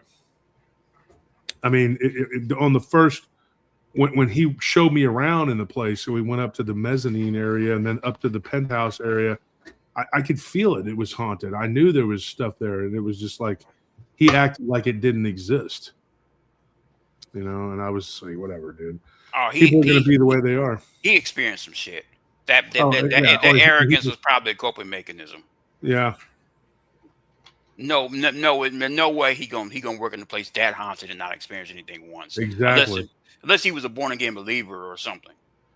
Or something attached to him. When I was younger, I always tried to figure out what was going on, and then I've kind of learned how your brain just develops a coping mechanism when you're out working late and whatever, and you just continue working, ignore what's going on around you. So it's not uncommon, really.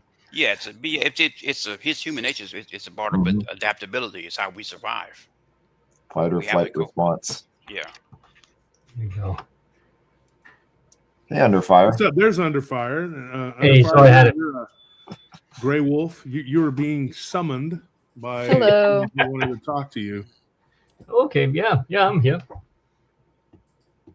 Well, how you doing? Oh, good. Yourself? Tacky, is it? Yeah, Taki's fine. Perfect. What can I do for you, Taki, tonight? I just I first wanted to thank you because your bravery and your vulnerability to share your story is why I'm actually on here right now. Oh. And we have very, very similar backgrounds and experiences. And I I don't talk about mine because what I've been through also as a monitored and targeted individual, and I'm glad that the stream isn't having issues because of me being on here.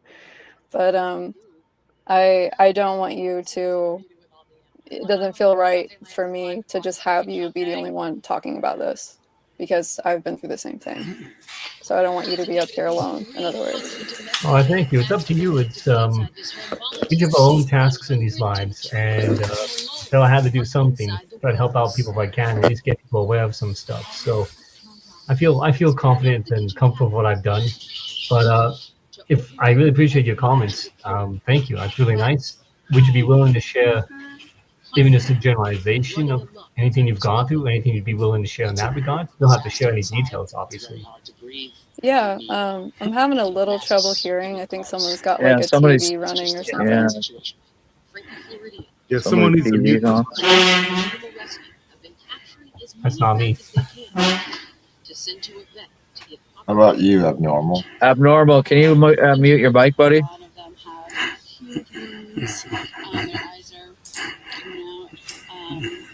Abnormal? Abnormal, can you hear us? He's just big chilling. Yeah, apparently. I imagine know something. Can somebody mute us? Okay. Oh, there you go. I just removed him, but I'll add him Problem back. solved. Yeah, Hold on one sorry, second. Taki. Please go ahead. That's Abnormal, all right. can you hear me? Hmm.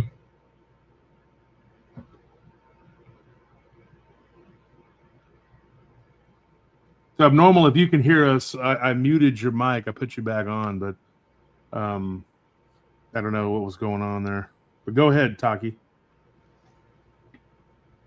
You guys are good. I'm muting myself off and on too because I've still got a little bit of a cough, just recovering from the past few months. I guess it's really hard to summarize, and I'd also love to record with you guys if you're interested, just to get my story out there and get a start to all that. But Well, I got an idea. How about this? How about you record, and Sean, you and Richard can sit in Yeah. on it. yeah, and that'd be we great. can record together, yeah. And we could just kind of do a round table like we did before, but we could just record it, and it'll be something that'll go to the podcast too, because the podcast is not the YouTube channel. Patreon and the podcast and the YouTube channel are all three different things. And yeah, you can go to different platforms with it. And I think it'd be awesome to have everybody go and we could all record and sit down. And Drake, if you have anything you want to record with too, let me know, because I'm about to be recording like furiously, because I'm way behind, thanks to Sean and his 800 episodes. No, it wasn't Sean's fault, because every time Sean would bring up a subject, he would say, does anybody have anything to say, whatever, and then we would talk, and then it would be a roundtable that would take on an entire episode for every single encounter. And I think that's the way to do it. I think we kind of figured something out there, because that's what really works. Yeah. So, I think I like that. I like the way that went. I like the flow of it. I like the vibe and the dissemination of information, the flow of it, I mean, that's how you discover, and how you make, like, you bounce ideas off each other, and you sort of give your information, and this person gives their input, and that's how you come to the conclusions. That's how you figure things out, man. Yeah. Yep. And there's a couple people here in the chat. James Fatke, I still want to get you on, and I know you've been interviewed by other people, but I want to do the interview the way that we do the interview, the way that we do it. And another person, Elastic Machinery, I'm still interested in co-authoring. If you're interested in talking about cults, because I think that you would be somebody, I'm not going to give it all away, but me and Machinery talked one night about, writing a book together about what we know about cultic. Yeah. I mean, there's a lot to be said about that, because of the collective and how strong it is, and what we were talking about earlier about how these demonic entities clump together, because they know that they are more powerful together than they are apart. I mean, and that is just something that people need to understand that Jesus tells us, where two or more are gathered together, it shall be done. There's a reason for that. There's a reason that when we all get together, we're stronger than we are by ourselves. And it also talks in many holy books, including the Bible, the Quran, about not sleeping alone in a house by yourself, because you're at your most vulnerable point when you do that. You're not supposed to sleep naked or half naked. That's literal spiritual thing, and you always want to sleep with clothes on. Yeah, I've heard that too. I don't know if that's in the Bible, but I know that when it talks about men sleeping alone in a house, I know that is. But I would think that it stands to reason. Yeah, you probably shouldn't sleep alone naked. I mean, that would probably be the case. I kill you up here in Canada in the winter. Yeah. And I can't believe Josh, how you can work, how you guys make them like these guys have another episode, dude, live. Like, how do you guys work constantly? It seems like, man, especially with all the stress. Yeah, it's like, I mean, I'm glad, but I mean, like, you guys are just pumping up episodes every week. I spend a lot of time on the phone. I can tell you that. I definitely spend a lot of time on the phone. Yeah, you're like the hardest working dude I know. That's for sure. Yeah, I thought it was pretty funny. One of the roaches when they said that I was lazy, and I'm like, wow. Yeah, no, I'm not lazy. I'm definitely. I never stop working. I'm actually working right now, even though I'm doing this. Are you a workaholic or undermining workaholic, or do you realize? Yeah, I am. My doctor keeps trying to get me not to be, but it's something that I have to work on, no pun intended, but just to stop and because my cortisol levels are high because of the stress. And he keeps telling me, like, hey, I have done some things as of late, to curtail that some and try to delegate more, but even the people that I'm delegating things to are overworked, and we need help. We need more people to do and achieve, and for us to be able to, what's the word I'm looking for? I have dreams. I have hopes and dreams, and I'm not a dreamer per se. I'm a doer. So if something comes into my mind, I want to make it happen. I don't want to be months down the road just still pining and going, yeah, it'd be great to do that. Oh man, I'm not that guy. I don't want to dream team. Yeah, as good as this channel is, you guys should be like around at least Mr. Nightmare level in views or profitable on YouTube, or even Mr. Ballin, somewhere around there. Because this is a very good channel. I think what it is too, the YouTube algorithms really screwed us. Oh yeah. We really got screwed because of the mass reporting. People, they're these goofy, stupid people who just, I believe they call that shadow banning. But I've seen that happen too from several feeds as well. You're not the only one too. So, but dude, you've gotten on point with so many different things that the powers that be don't want exposed, that I can see why that's happened. Yeah, and it doesn't help that you have like the Tard Squad just constantly, telling their people to do it, and then that gives them a reason to go and mess with you and go in there and look at you and just screw with you and whatever. Absolutely. Yeah, that they've really hurt us, but we're not. I'm not even going to be entertaining anything, now this new year. That's just not going to happen. It can't happen. There's nothing. Good. Yeah, you don't need the stress, brother. Yeah. No. You ever take ashwagandha for the cortisol? That raises my blood pressure, or at least it did a couple times when I took it. A lot of people are like, "Oh no, it doesn't." Well, it does mine. Yeah, it might. So, interesting. It is something that a lot of people tell me to take, but I've tried. I don't know if I can. Yeah, it's helped me a lot.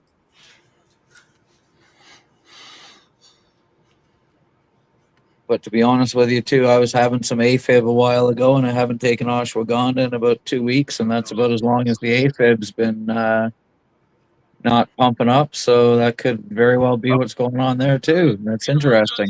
That's why I don't take it. There's a Son of a bitch! I never even thought it would be the ashwagandha.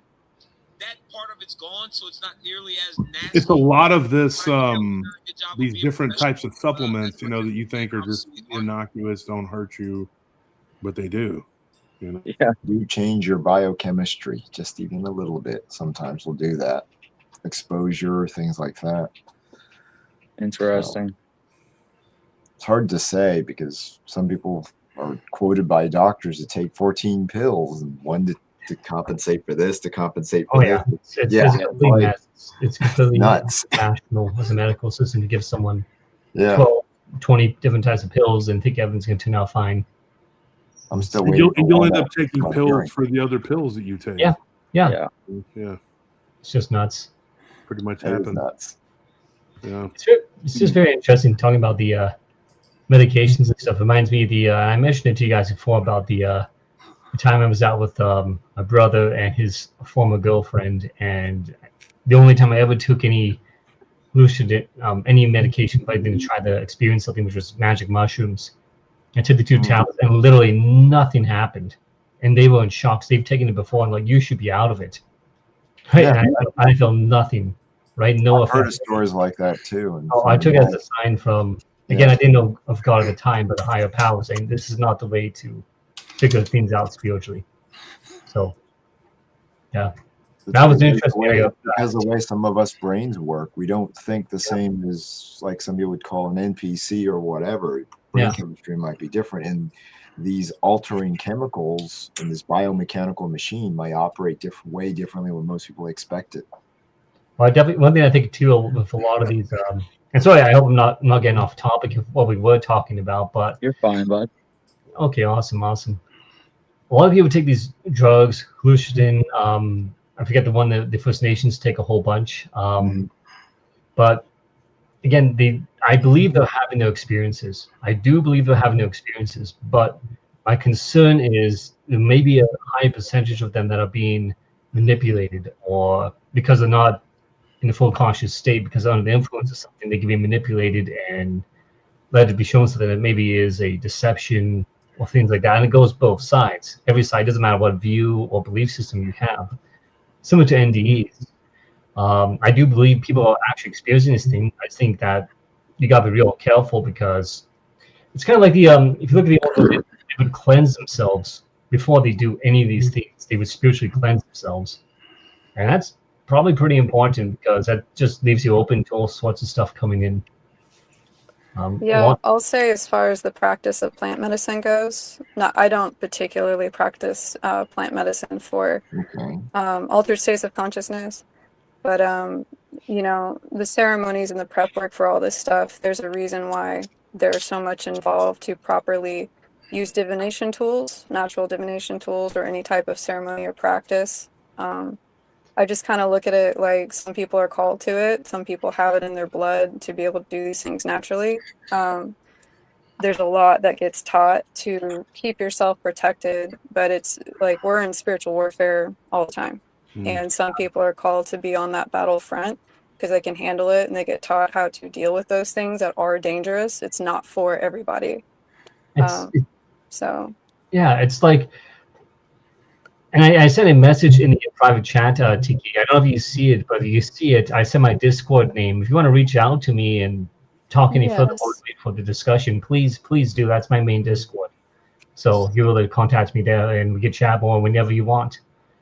For sure. I'm scrolling trying to find it. I apologize. It'll be in the private chat. So if you are on the StreamYard, go to the private chat tab. Yeah, you'll see it right there. Then send me an invite, and I'll see your invite right away.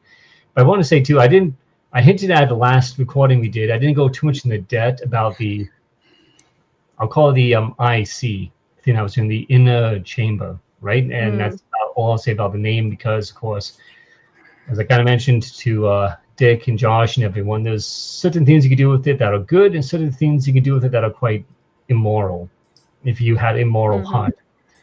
But if you have a good moral person, it is a process, and it can help you a whole bunch deal with entities that are bothering you in a dream state or even the waking world.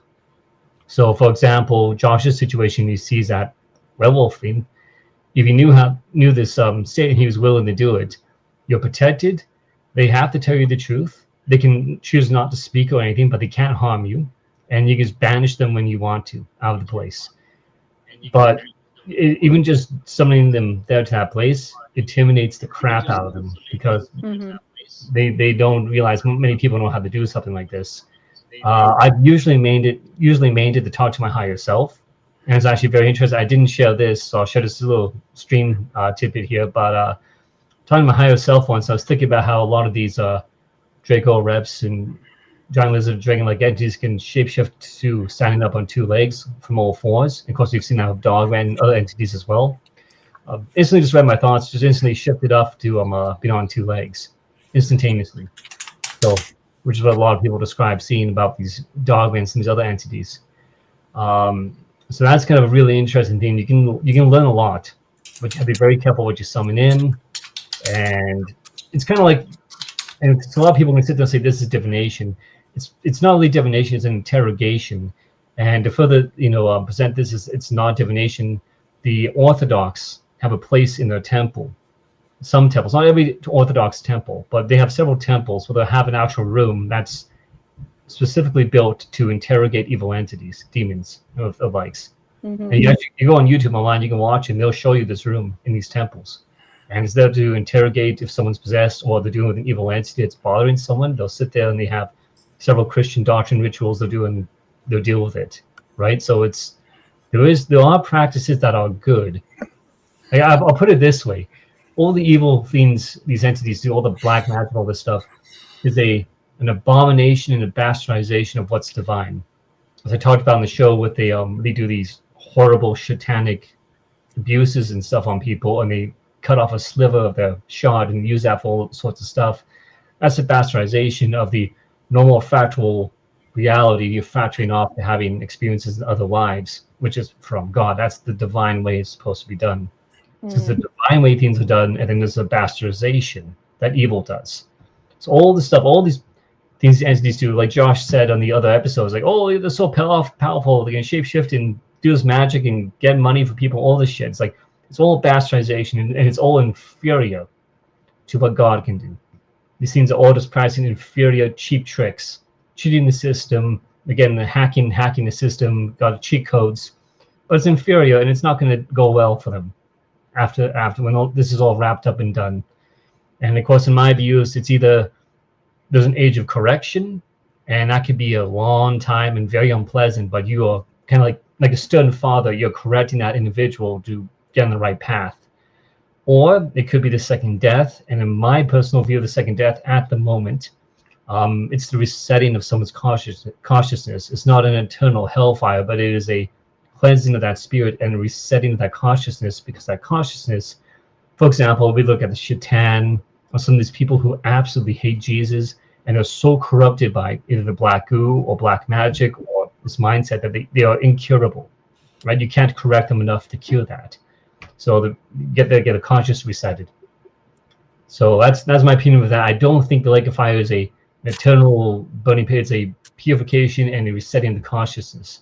At least that's kind of what I've glimmered from the original scriptures, what they're kind of saying. And it's kind of because even in Revelations it says God tosses hell into the second death. God gets rid of hell. Hell's an abomination to God. God didn't create hell, in my opinion, because that's such an abominable place. The descriptions people give. I listened to a video just yesterday of someone who said they were driving the car in Australia, down under, and they apparently encountered hell there for a moment, like demons and people burning and all this stuff, and having, of course, seen the remains of people who've burned to death. And thank God I've never seen someone actually burn to death. Yeah, pretty horrific. I couldn't send even these people who are trying to pretty much destroy us right now in our own countries here in the West. I couldn't send them to burn for all of eternity. Now they need to face justice, and the age of correction is not a pleasant thing. Sorry, Josh, please go ahead. No, I'm sorry. I was kind of chomping at the bit to say something, but if you're done. Yeah, go ahead, Josh. Go ahead. Well, because hell could also be something cleansing. was actually not created by the one true living God. It may have been created by the fallen. Yeah. When they set themselves up as gods, like AKA Zeus, Odin, all this, whatever, they had one of their brothers who was Hades, and he created a realm for himself to punish those that were the wrongdoers against the laws that were set up by the fallen. Of course, when Jesus comes, we know that he basically just walks right into hell. We talked about it last night on the show. Yeah. And he frees the captives and tells everybody, this ain't correct. You don't have to be here. But there are those who still, they could be burning on fire because they are not. It is absolutely what Richard said. They're not people like we are, and they don't think like we are, and they're fractals of a tainted higher self. I know that sounds absolutely crazy. No, that's correct. Yeah. I mean, to the average layperson who just tunes in, they probably don't know Paranormal Roundtable, but they're going to be like, "What are these crazy people talking?" Yeah. But that could be what is happening, and then they are of the fractal higher self that is not of the higher self of the Holy Spirit of God, and so they're of a fractalized, if that's a word, I guess, fractalized holy, not like it is now. Yeah, and yeah. And so, yeah, just like the word funnily enough, when you could just say funny enough. Somebody wrote me that the other day, and I was just thinking, why, But my point is this, they could be something that is not, they're not of that.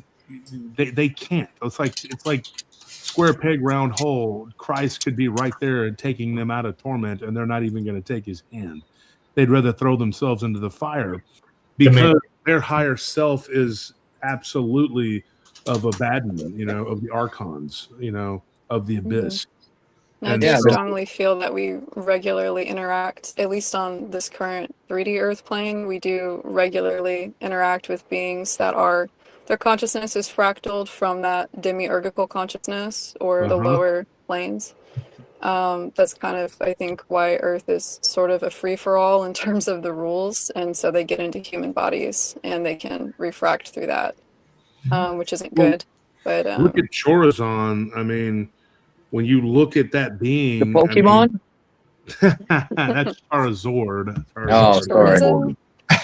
He's the most powerful one. Chorazon, whatever his name is, the being of the abyss. I don't think he's just a being of the abyss. I think he is the abyss. I think that he is like as connected to the abyss as anybody can be connected to whatever, and I really believe this is a weird thing. Like we were talking about the fighter Don Fry. Now I know Tank Abbott. Him and Don Fry had an epic battle. Tank Abbott's a really cool guy, and so is Don Fry. And I don't know Don, but I know people who know him, and he's the best. Don the Predator. He's not one of those guys that's going to make stuff up. When I talked to Tank about his near-death experience, what he said was, it was like he was in this river and he was swimming, trying to make it upstream, and it was just like a battle that went on for hours trying to get. And so Don Fry had something very similar. When he died, his near-death experience was that he literally got on a raft, like a boat, like the river Styx, and he crossed it. And when he got to the other side, he was told, "Hey, it's not your time," and to go back. And so he ended up coming back. That is Charon, not to be confused with Charzon. It's two different beings. But Charon, whatever, depending on how you want to pronounce it. You have these beings that do what they do. He's, Charon is as connected to the river Styx as I think Charzon is to the abyss. But you have these personalities that are a part of those realms, just like Hades is actually a being and it is a place. And I think that Hades was and is the hell realm that was created by the fallen. And it sounds nuts when you talk about all this, and the average Christian or Muslim or whatever Abrahamic faith person is going to be like, well, this is crazy. It doesn't make any sense what I'm saying because it's not it's not in their version of the Bible. But we don't know everything. Yep. And I can tell you that there is something to these stories when these people pass over, what is happening to these people. When my mother died, her near-death experience, and anyways, there's all these different avenues that you can explore. And I don't think anybody's necessarily right and anybody is necessarily wrong. My friend Max, he's from Pakistan. He's a really good friend of mine, and he's one of my jewelers. I say one of because I have like 3, but he's one of them. And he told me when he died year before last, and when he was going to heaven, he was like on this bird, but he couldn't really see it. It was just like the wind, but it was like felt like he was riding on a bird. Wow. And they were like, "Are you ready to come home?" Like he's a really good guy. So I could see him dying and going somewhere good, But then he said, "No, I'm worried about my children. I'm worried about my wife. I want to see my children grow up." And immediately he turned around and he came back, and then he woke up in intense pain in the ICU. And when I talked to the nurses there, they did say that he had died twice. Wow. So that really did happen. I don't know about his version of events after he, I don't know about Don Fry's or Tank Abbott's versions of events. They're fighters. Mind-blowing. That's I know a friend of mine who's also a kickboxer was kicked in the head and he died temporarily and was brought back. Because I guess the reason because fighters deal with death. I mean, they put their body through the ringers, and having been a fighter for years and coached it, I know that these people deal with some very, very heavy trauma, and it takes somebody who's a little bit wacky to want to get in there and fight. And and I was talking to my friend Deuce one day. He's on my Facebook. He's a former Bellator fighter. I believe he was a champion. Was it Bellator? Anthony or Tony could probably answer that. But he fought for years. And we have a friend, his name is Kamal. He was obviously, everybody knows who that is, middleweight champion on UFC. But me and Deuce were talking about all these different people we knew who died. And I told him, I said, well, I think it's because of all these fighters. We know most of our friends were and are, fighters. That's why we know so many that have passed over, and there's traumatic brain injury. Yeah. And so when you have that kind of, I was in Bouncer Brawl. There was this tournaments we used to do. There were amateurs. Well, I don't want to say amateur because back then there was no amateur professional. I was in 2, 3, and I was in 2, 3, 5, and 6. No, wait, that's not correct. I was in 2, 3, 4, and 6. And then I did Brawl at the Hall, and I did Panic at Paradox. There was these different fights and whatever. And I was 18-0 as a fighter. I was pretty good. And I fought some guys that were pretty tough. And I had friends that were in Pride, and they were trying to get me to go fight. But back then I was doing all kinds of nefarious things, and they told me how much they were making.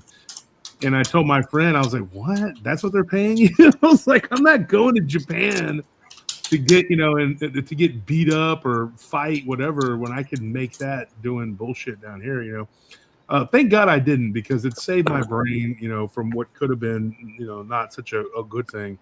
Mm-hmm. But I talked to all these different fighters, and getting knocked unconscious and going into alternate realities. There was a football player from, I don't really want to say the name of the school, but I'll say this: they did very well this year. They did very well this year. But that's his alma mater. But he got knocked unconscious in practice and lived another life for like 2 months until he woke up in the hospital. So what is going on here? Like, what is really happening? We talk to these people. We've had people come on the show and say crazy things. It just defies what we think of as the laws of physics and logic, and overrides our reasoning because we don't really, And I've had some really weird things happen. I've had dreams with people. I'm really well connected to a really good friend of mine. Her and I have been friends since we were babies. And we've had dreams, where she'll call me, be like, "Are you okay?" Because something happened. And same thing happens to me. And it's a trip, and Nelly can tell you, like, she's got friends like that too. Like, we have these friends that just one of her friends is like when he talks to her, they've been friends for so long that he just knows when something's wrong. You know what I mean? And I have friends like that too, man. A couple of my friends from the old days, they'll just be like, "Bro, are you okay?" You know. Those are these weird intangibles that we cannot explain. We don't understand it, you know, and we really don't. We don't really grasp it. But you know that those people that care enough to call and whatever, those are good people. Those are people that care about you, and you care about them. And so you stop and you think, you know, if something happens to these people, I'm almost positive that they're not going to go to some horrible dark place. I just don't think that the universe that God created is built that way. I think that subsequently false and smaller little g gods did things their way. And I think that these are good people, but then there are these other people, the ones that Dick was talking about, that were not human, are not human, that will never be. And I mean human as in having the soul of a human. They're not based in the creation, the divine creation of the true living God, right? Not the terraformer, but the true living God. And I just think that what ends up happening, those people, they could pass away and they end up somewhere in a really, really bad whatever. And then they just get spit back out into circulation to be agents of the Kali Yuga to cause problems. Yeah. And I think that those are the people that just keep coming back. And they're really just vessels for entities like the Drakes, you know, and the Vril Drakes and all these other types of, you know, evil entities. And that's just my opinion. A lot of people are going to disagree, but I think that's kind of what's going on. And, you know, folks, I hate to do it, but I got to run. I got to go to work. And I got to be out here by 10. So I got to. Yeah, bro, just quit. That's you can move up. Yeah, don't you wish? Yeah. You know, I gotta tell you, let's look at the donations here. We got $20, man, 35 bucks, man, and of course YouTube takes their cut. I don't think I'm gonna make it being able to quit. I mean, I would promise you this: if I didn't have to do my job, I would be way ahead on the book writing. I'd be way ahead on the shows. We'd be doing this probably every night. I'd be out there just like Art Bell doing it, you know, and right. Whatever. Yeah, you need to be able to hire an editor and stuff. Yeah, but money for that. That's gonna cost money. Definitely. Yeah. Well, whoever wants to bankroll it, let me know so we can get started doing. Because I'd love to be bigger than I am, but I got a lot to do, man. So.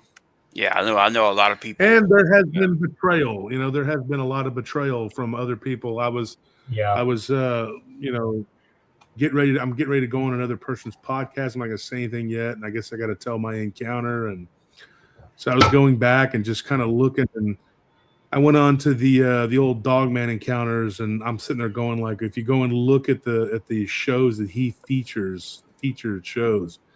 Yeah, he's got one of them on there, and I'm like, yeah, the guy that literally is the reason that why we're not friends anymore.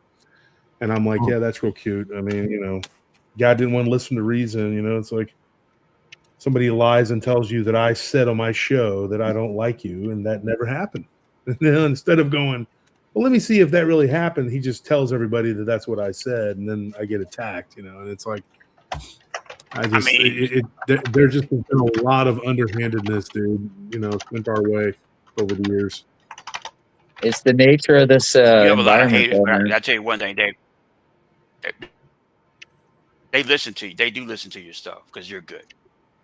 The paradrama, as I call it, from 2010, back when final days of Passive Infernal. I've heard of it. I was reading about a lot of this, a lot of the drama.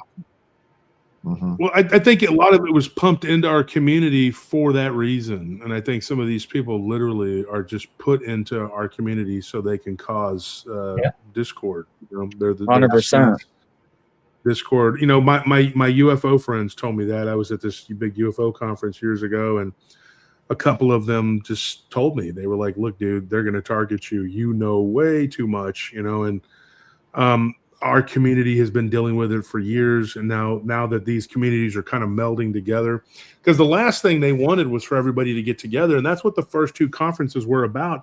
And we were going to have a conference every freaking year, and then we got attacked by this maniac, and he's still going. I wish I went.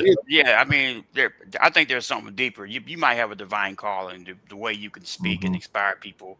It goes a lot deeper than that, and you might, in that attack is something that goes very deep spiritual, because it's trying to hold you back. Yeah, and it's definitely made us pause, and we put the show on hold for almost a month and a half at one point, and I felt compelled to come back, but thank Abe Cius for that, because if his technical difficulties don't happen that night, and me and Abe talked about it off camera. We were talking one day, and he was like, he goes, 99 out of 100 times that works, and then that day it doesn't, and we end up doing it on your show, and then you're back. And he goes, there's a reason for that. So. But Abe does a lot of good work, man. He keeps that candle burning at night. Spiritual Encrypted Encounters with Abe Cius. He does a good job. Yep. Sure does. I can't tell you, how much of a friend he's been to Paranormal Roundtable.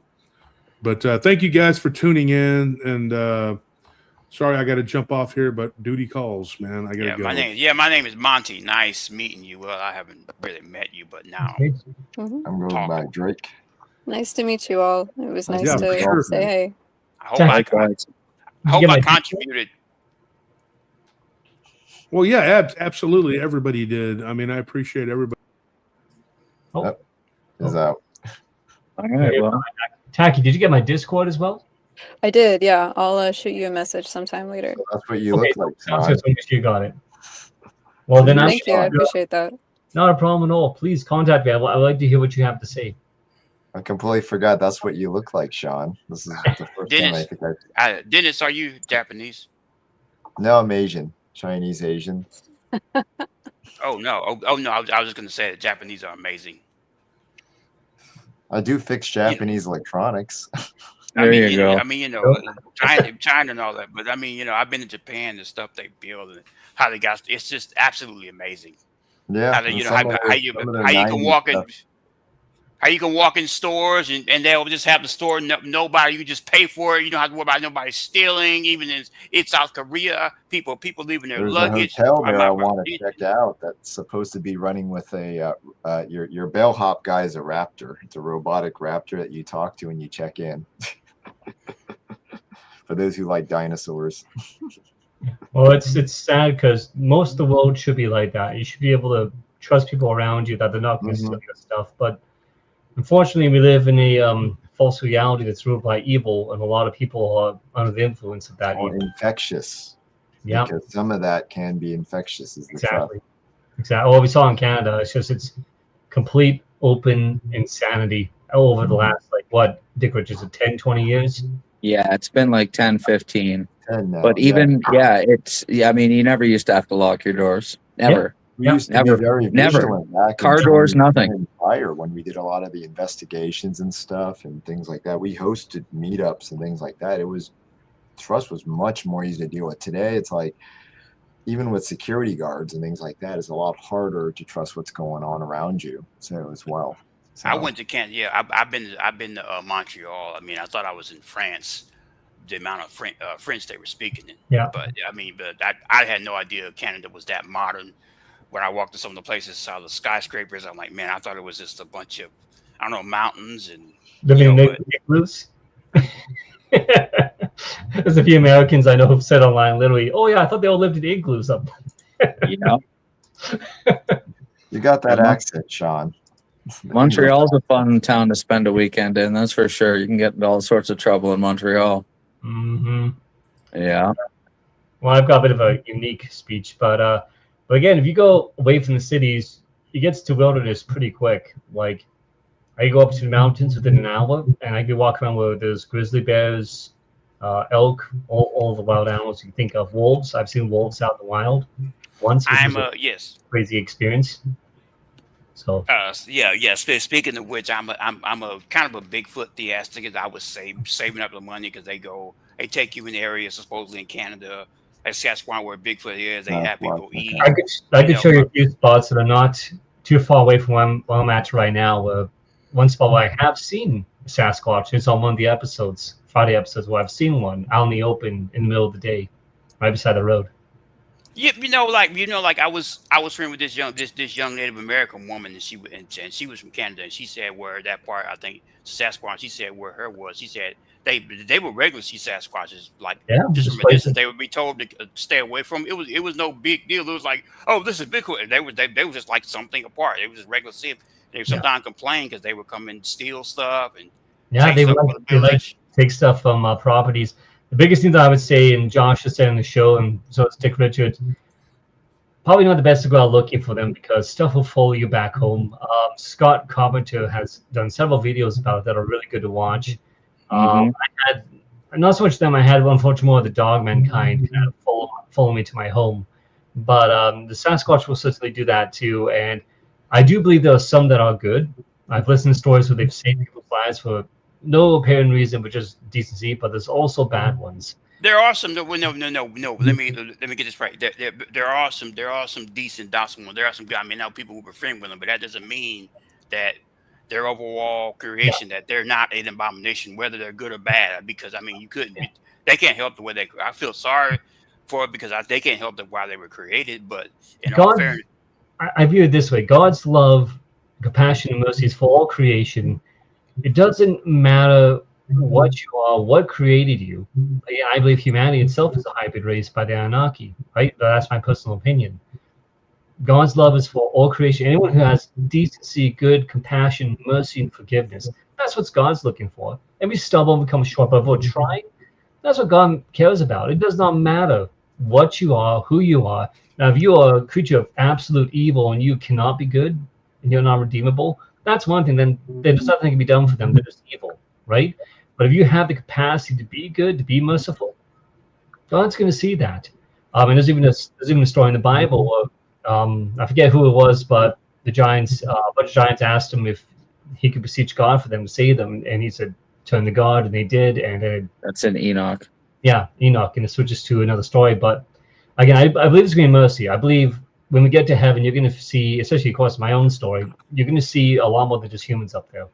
Reality is a lot more expansive than just Earth, and there's a lot of us here who have a bit more, again, junk DNA, stuff like that. There's a lot more to us than what we think, and things are a little bit more complex. It's just, again, be a good And I person. agree with you like 100%, by the way. I just wanted to add some interesting food for thought for something that I've seen personally. It resonates a lot with your experience too with it's like I honestly almost cried because it's so close to stuff I've seen, but the being that was praying in a cage in that pocket of hell, and with the other reptilians and the goo and everything being lifted up, because Jesus does regularly go to those pockets and pull beings out. But something that I don't think many people realize is because of the nature of the human race and how compatible the genetics of the human body are with other sources of consciousness, there is this lower, darker realm of consciousness that is figured out a long time ago, figured out how to incarnate into human bodies. But because of that, they're getting exposed to Jesus essentially through being in contact with humans that have their hearts turned on.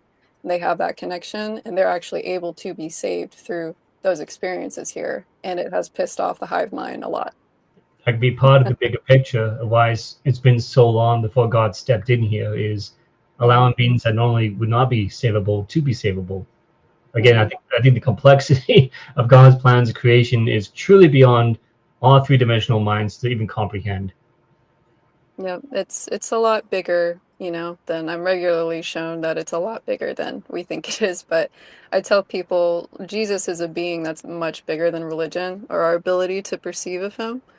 So, he for does me, not. when I Good. see things like this, I don't think it's impossible at all that there are darker beings with other creator sources that are still able to actually be saved through that energy. It's He really doesn't have incredible. anything to do with any type of legalistic religious thing. That's the thing when he says like Hollis and Horus or Feed Your Kingdom. I don't know if you ever seen that show, Mayor of Kingstown, when he saves that prostitute and she's just broken and miserable, all down. And I'm saying, just for an example, someone in her condition, as bad as she were, that she is in the best opportunity to be open up to receive Jesus when you're at their lowest, when you're just completely no pride, no nothing.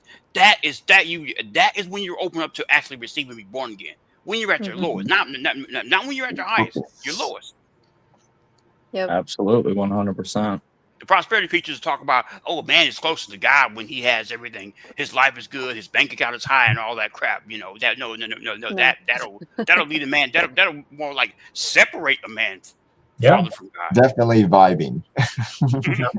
Nope. Well, what did Jesus say to the rich man? Sell everything and come follow me. And then when the guy turned away and walked away, he told his disciples that it was easier for a camel to go through the eye of a needle than it is for a rich man to get into heaven. So take heed. And with that really good point, I'm going to shoot off myself here for the night. Same here. Me too. I'm out. So you guys have fun if you guys are still on. It's nice meeting y'all guys. It's nice to meet you all too. Likewise, guys. Have a good night, guys. You too. All right. Take care. Good to see you again. Thank you, everyone, for coming on. Good night to you all. You all brought some really cool stuff to the table, like always. We have the best people. We have the best audience, and we appreciate everything. Right after Wolf said, "Hey, I'm going to end the show," the computer went haywire and like kicked us out of our own live stream, and then so I had to come back here and straighten it out. That figures, eh? Huh? I say that figures. Yeah. But yeah, we got to get to work. So we're gonna close it out. God bless y'all. God bless you, brother. Everything to everyone watching. Good night. Good night. Love y'all. Thanks, you guys. Good night. Later, bro. Later.